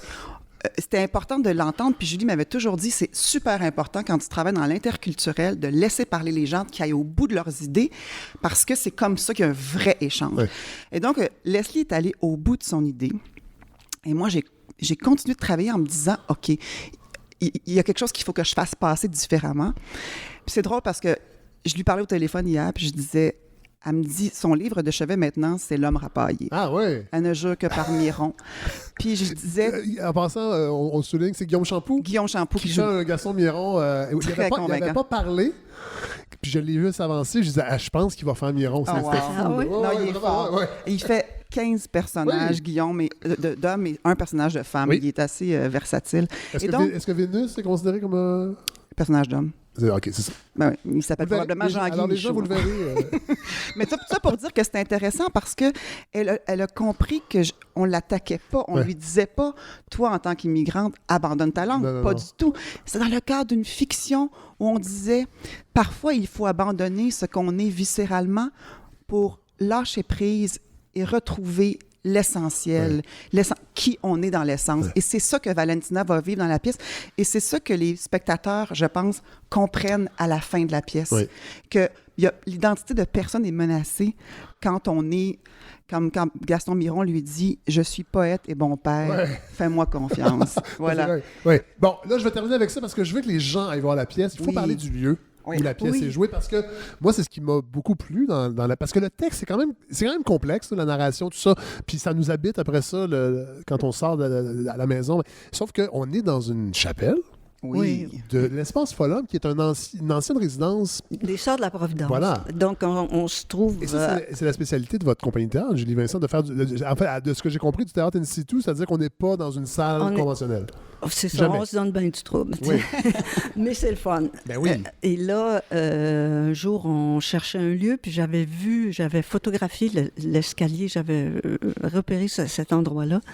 Et on a eu l'idée, Rimena, qui dirige avec moi, d'aller là. Oui. Et c'est une maison qui a été construite donc pour la compagnie des Sœurs de la Providence d'Émilie Gamelin. Et donc, le fait de jouer... Qui est maintenant une résidence pour personnes âgées, autonomes et semi-autonomes. C'est ce que j'ai parlé au gardien en sortant pour savoir où on était, parce que je ne connaissais pas l'endroit. Et la chapelle est magnifique, pour vrai. Là. C'est incroyable. Ce qui s'est passé, c'est un troc. Je me suis dit, on va aller voir le conseil d'administration de cet endroit-là. On va leur demander s'ils veulent nous accueillir. Puis ils ont dit oui, mais est-ce qu'en échange, vous pourriez donner une formation? Wow. Et moi, j'ai dit, ça me tenterait de donner une formation à certains résidents qui pourraient jouer dans la pièce. Et donc, on a créé un chœur. Et tout ça s'est fait de façon... avec une certaine... Donc, le chœur... C'est eux autres. Ah oui. C'est des gens qui habitent là. Résidents. Wow. Et donc, du début avril jusqu'à tout dernièrement, tous les samedis, je leur donnais une formation, mais c'est devenu extrêmement riche pour moi parce que je travaille avec d'autres corps, avec d'autres vies, avec d'autres humanités, et tout à coup, l'expression se révèle autrement, tu sais. Fait que et là, on leur a fait des masques fabuleux. Tout à fait. Et donc, ils sont laisser emporter et ça crée une famille, une autre façon, et on se retrouve à être très nombreux finalement dans cette production. Et ça se sent quand on voit la pièce. Puis moi, je veux... Donc là, la pièce, elle est jouée jusqu'à... Alors, on reprend le 19 octobre, donc on joue du 19 au 23 à 19h30 dans la chapelle de l'Espace Folum au 1431 rue Folum. Et puis, dans le cadre du festival Phénoména, donc les billets sont en vente sur le site de Phénoména. C'est pas cher, là, c'est 20 $. C'est 25 $. 25, c'est ça. Venez découvrir aussi Julie Vincent, que les gens me disent tout le temps, on la voit trop peu, elle est formidable. Guillaume Champoux, mais deux excellentes actrices d'origine latine. Oui. Jimena Ferrer, qui est uruguayenne, Leslie Velasquez, qui est mexicaine. Elle porte cette parole-là. Et Camila Forteza, qui est québécoise, mais d'origine argentine par son père, qui porte cette parole-là, cette parole américaine, transaméricaine, avec une force et un jeu qui est totalement inusité pour nous et que Julie embrasse et que Julie a dirigé, et elles éclatent sous nos yeux. Vraiment, c'est de toute beauté. Il y a la musique aussi de Michel Smith, du compositeur. On parle jamais assez de la musique de scène. Et que quand on joue en Amérique latine, c'est la première affaire dont il parle. À tel point que dans un show, il m'a dit, je vais jouer de l'accordéon. Puis, mais ici, c'est très rare que quelqu'un va remarquer à quel point... Mais pendant Slave de Robert Lepage, on a remarqué un peu la musique. Alors, merci Julie Vincent et Dominique Parent-Colonna. Merci de nous avoir parlé de cette pièce-là. C'est un objet théâtral, moi, très, très particulier, en tout cas pour moi. Je ne suis pas celui qui va au théâtre si souvent, mais moi, j'ai vraiment beaucoup aimé cette proposition-là. Puis j'espère que j'ai donné le goût aux auditeurs et aux auditrices d'aller voir Valparaiso. On va mettre les dates sur la page Facebook de notre balado. D'accord.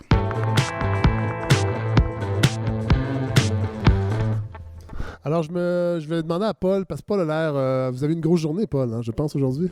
Correct. Fin de campagne. Donc, on va faire une rétrospective de la semaine, entre autres.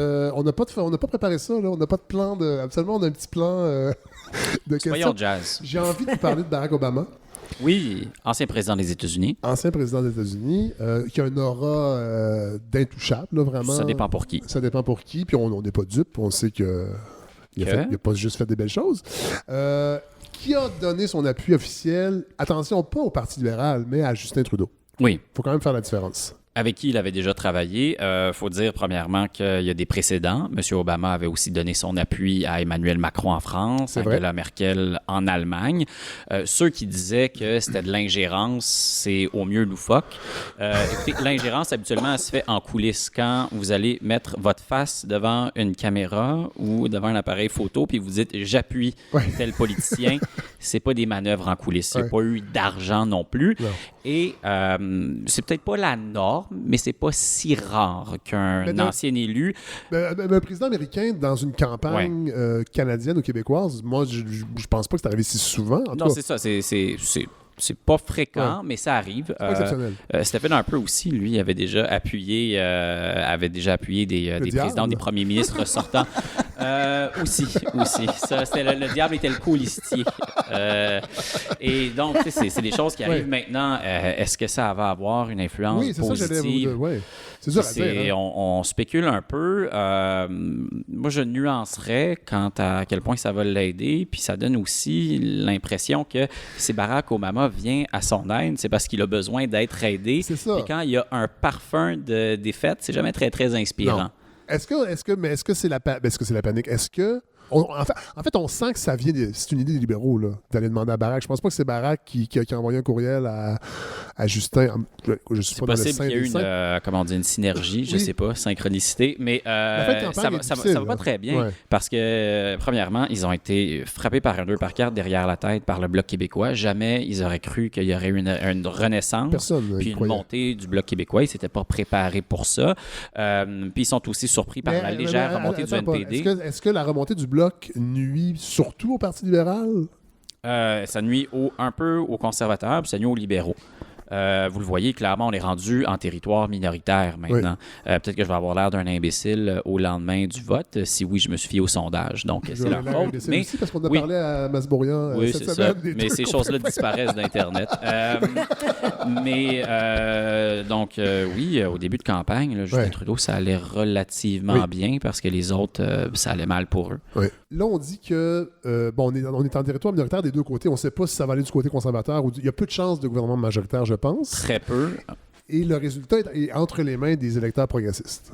Oui, mais ça me fait toujours un peu sourire quand je comprends la stratégie libérale de cette campagne-ci, qui était celle de la plupart des autres campagnes, de faire un appel au vote un peu stratégique en disant si vous haïssez les conservateurs, pincez-vous le nez et votez pour nous, parce que si vous ne nous aimez pas, à tout le moins, reconnaissez qu'on serait moins pire. Oui.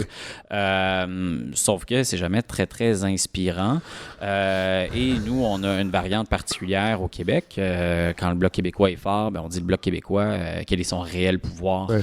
Je ne referai pas l'analyse de le Bloc québécois est-il utile ou pertinent, mais ce débat-là existe depuis 20 ans. Ouais. Fait que, de toute façon, peu importe ce qu'on va dire, les Québécois, ils ont déjà fait leur tête là-dessus. Il y en a qui trouvent que le Bloc est utile, d'autres qui est inutile. Puis si on revient avec ces vieux débats-là, c'est comme si on est dans la cassette. Puis ces attaques-là, je pense pas qui font mal au Bloc maintenant. Oui. Michel David, que j'aime beaucoup, chroniqueur au Devoir, qui disait, je pense que c'est samedi dernier, que malgré tout, les Québécois ne sont pas dupes, parce qu'on parle de ça, c'est que les belles années du Bloc ont été des années où le Québec tirait son épingle du jeu politique au plan fédéral, beaucoup plus que dans de supposés gouvernements majoritaires sous Harper, où il y a de belles paroles, mais dans les faits, le Québec ne retire pas grand-chose. Et Yves-François Blanchet a planché là-dessus beaucoup avec l'exemple des chantiers, du chantier naval des Vises, qui disait, avec les conservateurs, vous n'avez rien eu, les libéraux non plus. Et un bloc fort au Québec va ramener le poids politique du Québec qu'il y avait quand la menace souverainiste était réelle. Oui, mais c'est... Es-tu d'accord avec ça? Oui, mais on pourrait faire des nuances ou un peu du cas par cas. Ça dépend des gouvernements, mais c'est vrai que même s'il y a des gens qui sont nés au Québec, qui représentent des circonscriptions québécoises, puis qui sont au gouvernement, la politique, c'est une question de rapport de force. Tout à fait. Si les Québécois, si on ne sent pas un mouvement nationaliste ou une pression du gouvernement du Québec lui-même ou une pression des électeurs, il n'y a rien qui va se passer. Oui. Et on l'a senti avec le gouvernement Trudeau. Il y a eu plusieurs tensions avec le Québec. Puis même, c'est vrai que même s'il y avait des ministres qui venaient du Québec, parce qu'on ne sentait pas qu'ils allaient payer fortement le prix politique, ils pouvaient faire ce qu'on a vu avec le dossier, entre autres, des transferts en santé. Puis de toute façon, c'est la vieille histoire. Là. À chaque fois qu'il y a des négociations sur la santé, c'est une question de rapport de force. En gros, Ottawa en a, les provinces en ont pas. Ottawa divise les provinces, fait un accord avec la province la plus amicale, puis à partir de là, il négocie à la pièce. Votre appréciation de la campagne du NPD, qui aussi est peut-être une surprise, Jack Minchin, de la façon parce qu'au début, on donnait pas cher de sa peau, en fait. Bon, je sais pas comment ça va se traduire concrètement dans le nombre de députés du NPD élus, mais il a quand même fait une campagne, je pense, de beaucoup supérieure à ce qu'on s'attendait. Oui, parce que les attentes étaient très faibles. Puis c'est pas... les attentes étaient très faibles avec Maxime Bernier et on n'a pas été déçus. Ils sont restés très faibles quand même. Oui, les attentes, c'est qu'on allait avoir un certain divertissement pour les partisans de l'humour noir et on l'a eu du début à la fin. Donc... moi, je suis un client satisfait pour ça. Pour revenir à M. Singh, les attentes étaient faibles parce qu'il maîtrisait carrément pas ses dossiers. Il y avait un regard de chevreuil effarouché quand on le questionnait sur des sujets simples qui avaient fait la manchette des journaux. La courbe d'apprentissage est toujours abrupte pour un chef chef d'un parti de l'opposition. Oui. Puis c'était pas le premier, mais donc je pense que c'est pour ça qui surprend parce que les attentes étaient très faibles. Cela dit, il n'y a pas de Jack Meat Mani au Québec qui est assez faible dans les intentions de vote, mais il est juste assez fort, entre autres en Ontario, pour nuire aux libéraux. Puis on voit la combinaison d'une légère remontée du NPD et d'une remontée forte du Bloc est en train de nuire aux libéraux en ce moment. Ouais. Ça c'est quand même... Moi, j'avoue, c'est la grande surprise de cette campagne-là que j'ai pas suivie d'aussi près que vous, parce qu'elle n'était pas particulièrement enlevante. C'est pour ça que vous avez l'air bien dans votre peau en ce moment. Exactement. Contrairement à vous qui avez l'air franchement sur le bord cerné et... Ma face est un appel à l'aide en ce moment. mais il faut quand même le dire. Mais cela dit, la performance d'Yves-François Blanchet est vraiment au-delà des attentes. Oui, on savait qu'il avait l'expérience, mais il est quand même extrêmement habile. Je pense qu'il n'était pas connu. Moi, je l'ai connu parce que j'étais à l'Assemblée nationale lorsqu'il était dans l'opposition et lorsqu'il a été brièvement ministre de l'Environnement. Je savais qu'il était très habile. C'est quelqu'un qui maîtrise ses dossiers. C'est un excellent orateur. Oui. Il peut être très cinglant. Oui. Des fois, peut-être un peu trop. Donc ça, je le savais, mais je pense que la population ne le connaissait pas vraiment, à part pour les auditeurs du Club des Ex. Je ne sais pas c'est quoi leur code d'écoute, mais fait que je pense qu'il y a plusieurs personnes qui ont été surprises de le voir au débat, d'autant plus qu'il n'y avait pas d'autres chefs dont la langue maternelle était le français. Justin Trudeau, c'est sa langue paternelle. Puis des fois, ça sort moins vite en français qu'en anglais. Puis Maxime Bernier n'était pas au premier débat. Donc, le fait qu'il soit habile, qu'il maîtrise ses dossiers, puis il faut le dire aussi, le Bloc, la campagne du Bloc, c'est plus facile. Oui, il y a ça. Faire campagne pour le Bloc, c'est quand même plus facile parce que vous n'avez jamais de bilan à défendre, vous êtes constamment dans l'attaque, puis vous n'avez jamais besoin de concilier vos positions pour le Québec puis pour le reste du Canada. Et le Canada est un pays très vaste, aux intérêts divergents, super difficile à gouverner. Fait que même un chef bien intentionné, ça va être très difficile de ne pas dire une chose au Québec sans mettre des gens en sacrement dans le reste du pays. Et François Blanchet n'a jamais ce défi-là, évidemment. On parle d'un gouvernement minoritaire, puis on en a parlé dans une autre chronique, dans une autre station, mais je trouve que cette question-là se pose d'autant plus. On parle même d'un gouvernement de coalition éventuellement. C'est quand même une étape plus intense qu'un gouvernement minoritaire. Et j'ai l'impression que si le Bloc est fort au Québec et qu'il y aurait un autre... Est-ce qu'on va pas éventuellement être capable d'avoir un changement? Je pense que je rêve, mais c'est pas grave, on brainstorm. On peut faire ça, la balado, fais ce qu'on veut, Chris. Mais c'est pas la meilleure façon, dans le fond, que la politique canadienne ait une emprise, c'est-à-dire d'avoir des partis régionaux qui vont ensemble faire la joute politique pour que ce fédéralisme-là de pacotille fonctionne. Je sais qu'on est dans l'utopie un peu, là, mais... Beaucoup, je trouve. Mais on peut se le permettre. Il y a deux choses. Si on est dans des scénarios de gouvernement minoritaire, je crois qu'en effet, ça va forcer les partis à se parler, mais à cause de la nature des enjeux, il y a des conversations qui sont de plus en plus impossibles au pays. Regardez les intérêts de l'Alberta. Quelques chiffres brièvement. Les émissions de gaz à effet de serre au Québec, elles ont été réduites de 8 mégatonnes depuis 1990. Saskatchewan et Alberta combinés, c'est une hausse, je n'ai pas le chiffre exact en tête, mais à peu près de 170. Donc, au Québec, pendant qu'on s'entretue pour baisser 2 ou 3 mégatonnes de plus, ça monte, ça explose dans l'ouest du pays et leur économie en dépend. Donc, quitter le Canada, c'est ce que vous nous dites écoutez, non, mais c'est intéressant. Je réponds brièvement à ça, mais les gaz à effet de serre, ils ne connaissent pas les frontières. Donc, indépendamment du statut constitutionnel, indépendamment du statut constitutionnel du Québec, ça ne change rien aux émissions de gaz à effet de serre.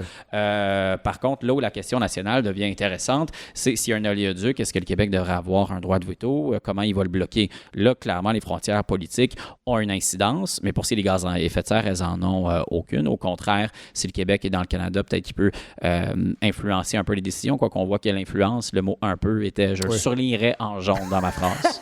Bon, alors on ne fera pas de prédiction, mais je vais quand même vous demander, avant de quitter, vos pronostics pour la soirée du 21. Je voulais, il va peut-être avoir un pool au journal, puis je voulais inscrire mes prédictions sous un faux nom. Parce qu'habituellement, je suis très mauvais. Je n'ai jamais gagné. Je suis meilleur dans mes prédictions au hockey qu'en politique. Prendre le nom d'André Pratt à la presse de faux nom. Je vais enchaîner avec une prédiction dans ce cas-là. Mais ça sent le minoritaire et ça sent la longue soirée. Puis pour ma part, pour le reste, ça sent l'esquive. Est-ce que le gouvernement sortant des avantages dans... Est-ce qu'on va se rabattre, dans le fond, minoritaire libéral parce qu'ils sont ceux qui sont au pouvoir on est dans vraiment l'hypothétique. Mais ce qui est possible, c'est que les conservateurs aient un peu plus de sièges que les libéraux, mais malgré tout, ce soit les libéraux qui réussissent à avoir la confiance de la Chambre grâce à l'appui du NPD et ou des Verts et ou du Bloc, ce qui signifie pas du tout gouvernement de coalition. Ouais.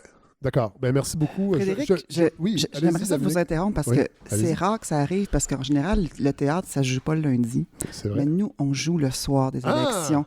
Alors, pour les abstentionnistes ou pour les gens qui veulent passer la soirée avant d'aller écouter les résultats parce que la soirée va être longue, venez voir Valparaiso à la Chapelle. Mais après, on prend du vin et on en parle. Vers 9h15?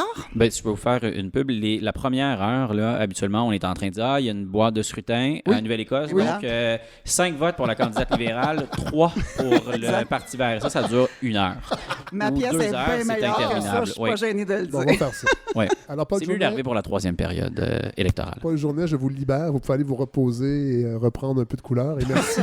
Merci. On va ça peut-être, on n'a pas parlé, mais on risque de vous revoir peut-être pour un récapitulatif de toute la campagne la semaine prochaine. On verra. Mais de toute façon, on va vous trouver d'autres fonctions dans cette balado. Vous sortir de votre zone de confort politique, je pense qu'on pourra avoir du plaisir dans d'autres domaines. Je n'ai jamais été si confortable de toute façon. Merci, Paul. Alors, Godefroy Lorando. Oui, enfin, un peu de fantaisie. On va finir ça en légèreté. Eh oui. En fantaisie. Non, ça sera pas comme la semaine passée. Quoique, on a tous adoré ça. On a tous adoré le projet de loi 34 était un sujet passionnant. Faut le dire. Les gens, les commentaires qui reviennent le plus souvent dans cette balado, c'est l'excellence des chroniqueurs. C'est un show de chroniqueurs et de chroniqueuses. Rarement, on parle d'animateurs, mais on aime beaucoup... Parce que les gens sont gênés, Fred, c'est pour ça. Ouais. On aime beaucoup la densité.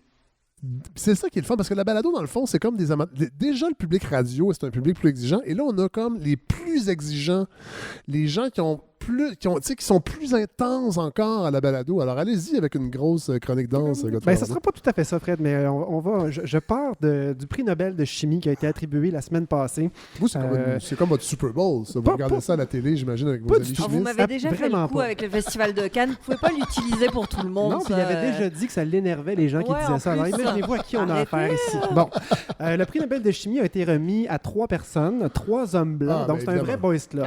Hétérosexuel? Je sais pas. Par contre, ils forment ensemble une famille un peu atypique. Ils sont les 3 pères de la batterie rechargeable au lithium. Oh! Oui. Et donc, je vous épargne leur nom parce que c'est trop facile à trouver. Oui. Ce qui est important du principe de la batterie, c'est que c'est finalement la façon qu'on a trouvée pour transporter l'électricité, l'emmagasiner puis l'utiliser ailleurs. Oui. Hein, c'est vraiment ça. Puis si on voulait faire une espèce de métaphore, c'est comme un spring ou un ressort ou un élastique qu'on peut craquer. et on le décrinque, on utilise la force qui a été utilisée quand on en a besoin. Malheureusement, c'est très inefficace. Ouais. Donc, c'est pas des blagues. Les batteries qu'on a sont plus efficaces qu'avant, mais ça reste comparé à un bidon de gasoline. Bon vieux pétrole. Bon vieux pétrole. J'aime bien mieux le pétrole que l'électricité pour cette raison-là. Par contre, tant qu'à chercher comment faire des batteries efficaces, autant utiliser un métal facilement ionisable, c'est-à-dire un métal qui va se polariser, qui va devenir chargé positivement ou négativement. Dans ce cas-là, c'est le lithium, qui est le métal le plus léger. Et donc, vous parliez de densité. Si vous voulez une batterie la plus dense possible, il faut être capable de rentrer beaucoup d'atomes dedans. Et le lithium, c'était tout un agent. Et il s'est placé grâce à nos 3 Nobel de chimie. Ils ont travaillé chacun, certains dans les années 70, d'autres 80. Et le dernier, finalement, le japonais, lui, a tout simplement commercialisé la version de la batterie qu'on connaît maintenant. Ça arrive souvent, ça. Ils font ça, les Japonais. J'aurais jamais dit quelque chose comme ça, Fred. Jamais. Ils arrivent, ils prennent des photos, puis pouf. Imaginez-vous donc ces fameuses batteries-là, Fred, comme des espèces de ressorts ioniques qu'on charge grâce à l'électricité et qu'on peut décharger quand on en a besoin. Oui. Alors, ce qui est intéressant là-dedans, c'est que le Québec se vante de plus en plus, et ça a même été dans les médias cette semaine, d'être très actif dans la fameuse filière lithium. Avez-vous déjà entendu parler de ça, la filière lithium? Le lithium comme médicament, peut-être. Ah, oui, pour les gens qui souffrent de maniaco-dépression, oui, c'est ça. Mais il y a aussi la filière lithium qui est complètement autre chose, et on en entend parler, on entend des mines de lithium, on entend parler d'éventuelles usines à batterie, du recyclage des batteries qui vont envahir notre marché, parce que pourquoi on parle tant de lithium et de batteries au lithium, c'est que cette façon qu'on a trouvé d'accumuler de l'énergie va nous permettre la révolution de l'électrification des transports. Oui. Alors, sans batterie, je veux dire, on va pas très loin avec un fil, avec une voiture, avec une rallonge. Donc, ça prend une façon de transporter l'électricité, et on sait pertinemment bien qu'il n'y aura pas assez de batteries sur le marché, il n'y aura pas assez de fournisseurs pour être capable d'accoter la demande, entre autres en voiture, mais aussi en stockage d'énergie. On a mis cette semaine en référence, en fait la semaine passée, sur le site de la Balado, un livre sur Hydro-Québec que je proposais comme lecture d'appoint. Toujours aussi fantaisiste. Ouais. C'est tellement funky. Oui, je suis funky raide. C'est ce que je me disais en écoutant la pièce. Je me disais, waouh, c'est vrai que je suis un tout petit peu straight dans mes sujets. Mais voilà. Donc, le livre sur Hydro-Québec. Le livre sur Hydro-Québec explique une révolution qui est à nos portes. C'est l'autoproduction. Oui. Donc, c'est l'autoproduction par du photovoltaïque, par des éoliennes chez soi, mais ça ne donne rien d'être capable de produire de l'électricité si on n'est pas capable de l'accumuler. Donc, il y aura pas stocker. La stocker, c'est ça. Il y aura donc des batteries dans les voitures, mais il y aura aussi des batteries dans les maisons, et particulièrement dans les endroits éloignés de Montréal. Oui. L'ailleurs. Et donc, il y aura des batteries en masse, on en aura besoin, et il n'y en a pas beaucoup. Et la filière lithium au Québec, c'est beaucoup de projets, et en réalité, c'est pas grand-chose. Ah. Pour l'instant. Parce que si on parle de, par exemple, les minières, il y a Québec Lithium, qui est devenu North American Lithium, qui est à Lacorne, en Abitibi. Eux autres ont déjà été en production de lithium. Par contre, ils sont... On en a parlé un petit peu avec Marie-Hélène. C'est pas de ceux-là qu'on a parlé, Fred. Mais c'est une autre mine de lithium. On avait parlé à Val-d'Or, Fred, de la mine Autier près de la Motte. Ah, c'est ça, Lacorne. Eux autres n'ont jamais été en production. Eux autres, ce qu'ils ont fait, c'est qu'ils ont essayé rappelons-nous, ils avaient essayé de passer ça pour un petit projet, et donc passer en dessous de l'exigence qui demandait un BAP. Et quelqu'un, quelque part, a dit, attendez, vos projets d'agrandissement, c'est gros, un petit peu gros votre affaire, puis en plus, c'est près d'un estuaire. Les gens de la Motte n'étaient pas très contents. C'est la source d'eau potable d'Amos qui est là. Bref, c'est une mine qui est encore sur le hold et qui attend de passer un processus environnemental complet. Le BAP. Oui. Et donc, cette mine-là, la mine Autier, propriété de Sayona Mining, qui est un géant australien, toujours pas en action. North American Lithium, dont je parlais, qui s'est mis sur la protection des lois, la loi contre ses créanciers. Oui. Parce que leurs affaires vont pas bien, le prix du lithium a baissé.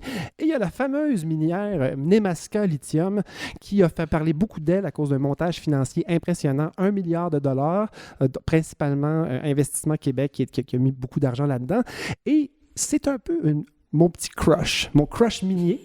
Oui, parce que je trouvais ça intéressant. On parle souvent de l'exploitation des ressources comme étant, vous utilisez souvent, Fred, le terme République de banane, comme étant un endroit où le Canada, en fait, est où c'est très, très facile de simplement entrer, extraire et s'en aller. Nemaska Lithium, eux autres, ils vont miner quelque part au nord de Chibougamau, à la mine Wabushi. Ce que je voulais vous dire sur cette fameuse mine-là, c'est qu'eux, ils ont une usine métallurgique à Shawinigan, qui va transformer le spodumène, donc l'extrait de lithium qu'on va sortir de la terre à Wabushi, et qui va être transformé ici au Québec pour devenir du lithium. Ça, c'est rare. Exactement. Et c'est pour ça que ce projet-là m'intéresse depuis le début. Malheureusement, dépassement de coûts, baisse des coûts du prix du lithium sur le marché. Bref, cette compagnie-là est en refinancement, n'est pas en faillite. Le Devoir a écrit qu'il est en faillite. Et ils sont trompés. Le journal de votre grand-père, André Laurando. Oui, qui l'a sculpté à main nue. J'ai écrit au Devoir pour leur dire... Je pensais que c'était Henri Bourassa qui l'avait sculpté. Je mélange de grand-père. Et puis, bref, ils m'ont jamais répondu. Ils savent pas qui je suis. Hein? S'ils avaient su, ils m'auraient répondu, mais ils se sont trompés. Et cette information-là a même été reprise ailleurs que dans les médias. Bref. Il y a une crise de médias. Fait que oui, mais donc, beaucoup de mines qui aimeraient bien produire du lithium, mais qui n'en produisent pas encore. Mais est-ce que c'est pas polluant à l'os, ça, le lithium, Godefroy Laurando? Je me suis pas intéressé à ce volet-là. Mais je sais qu'on parle beaucoup de... Vous n'avez pas d'enfants? Oui, j'ai des enfants, mais je ne crois pas à leur avenir. Donc, je ne m'intéresse pas à ça. On fait souvent référence au fait que le lithium, il faut extraire beaucoup de matériel pour aller le chercher, mais ça va faire partie du futur, c'est clair. Et donc, il y a une filière intéressante qui se développe au Québec, qui est la filière du recyclage des batteries. Alors, ce qui est intéressant là-dedans, c'est que c'est un marché qui est extrêmement jeune. Donc, des voitures électriques à la casse, il n'y en a pas tant que ça. Il va en avoir éventuellement. Mais il va en avoir une puis une autre. Oui. Et puis, même chose pour les batteries de stockage. Et donc, il y a en ce moment 2 compagnies qui font le recyclage de batteries au lithium avec de vieux procédés pas très efficaces. Ce sont des procédés de fonderie, finalement. OK, on écrit dans un nez à feu. Genre, à peu près ce que les gens faisaient, si vous vous rappelez du dépotoir de... On se chaque beaucoup aujourd'hui. Le dépotoir d'Agbo-Blochi au Ghana, on disait qu'on faisait fondre les iPads avec une chaudière puis qu'on extrayait le cuivre avec ça. C'est un petit peu plus évolué. C'est 75% de la batterie qu'on arrive à reprendre, à récupérer.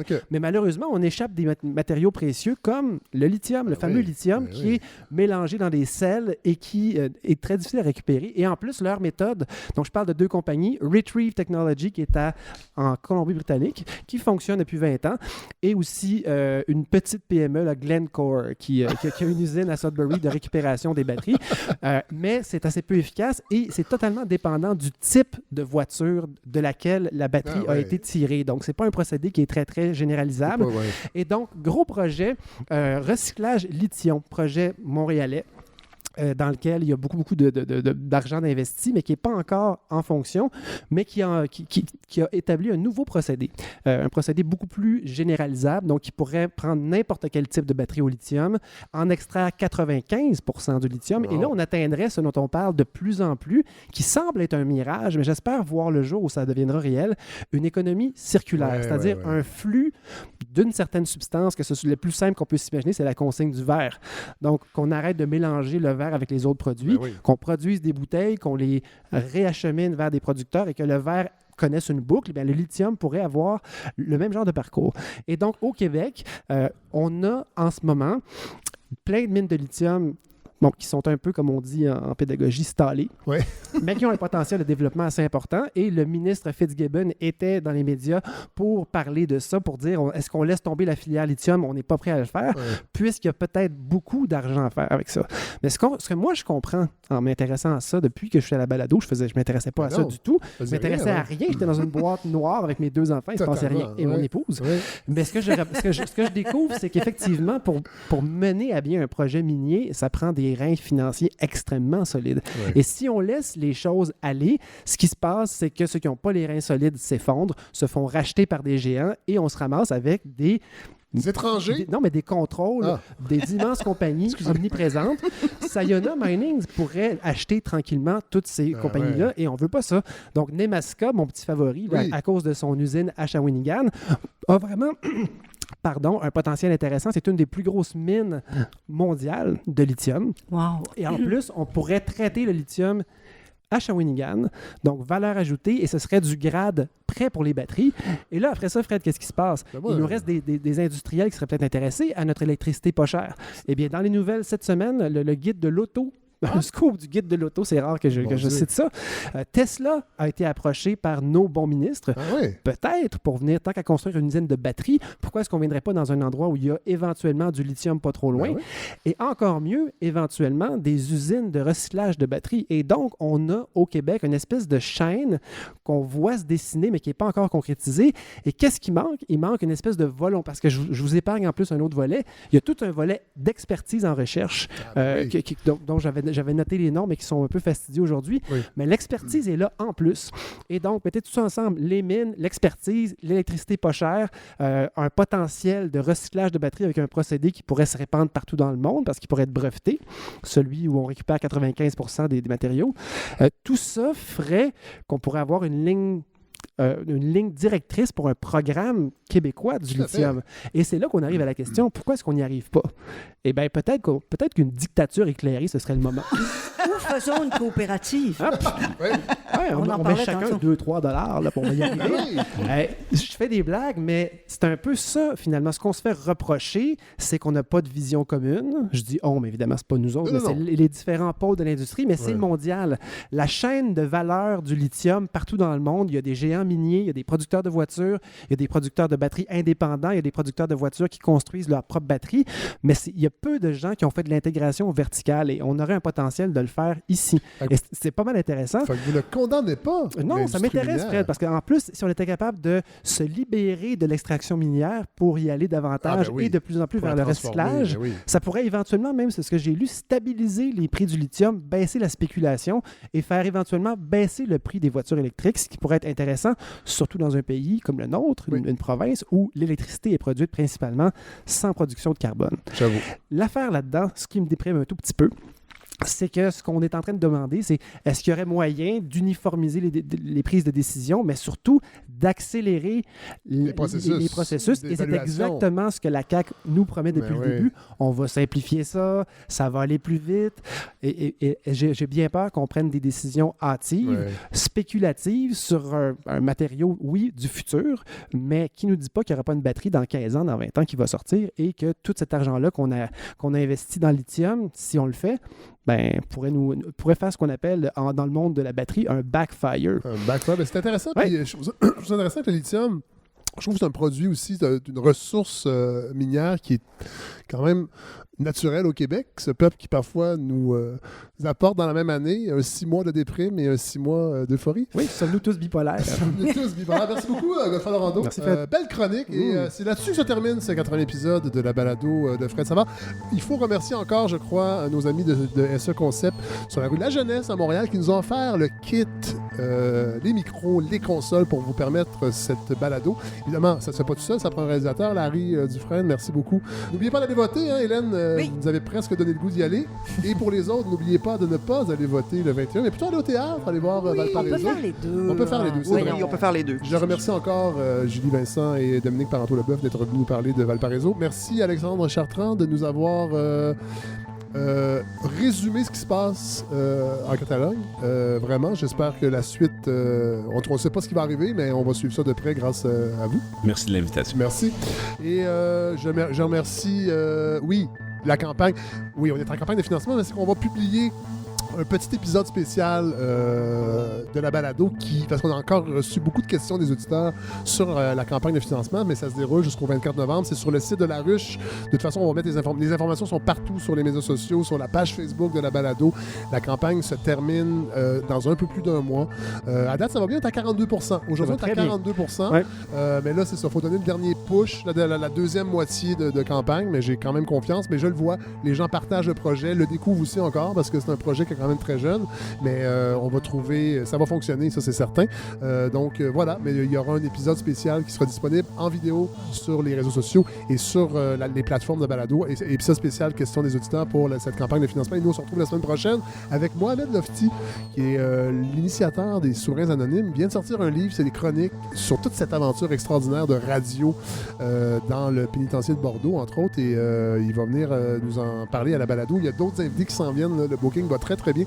Je suis vraiment très content, mais on fait des maudites grosses semaines parce qu'on a viré ça de base, ce bateau-là.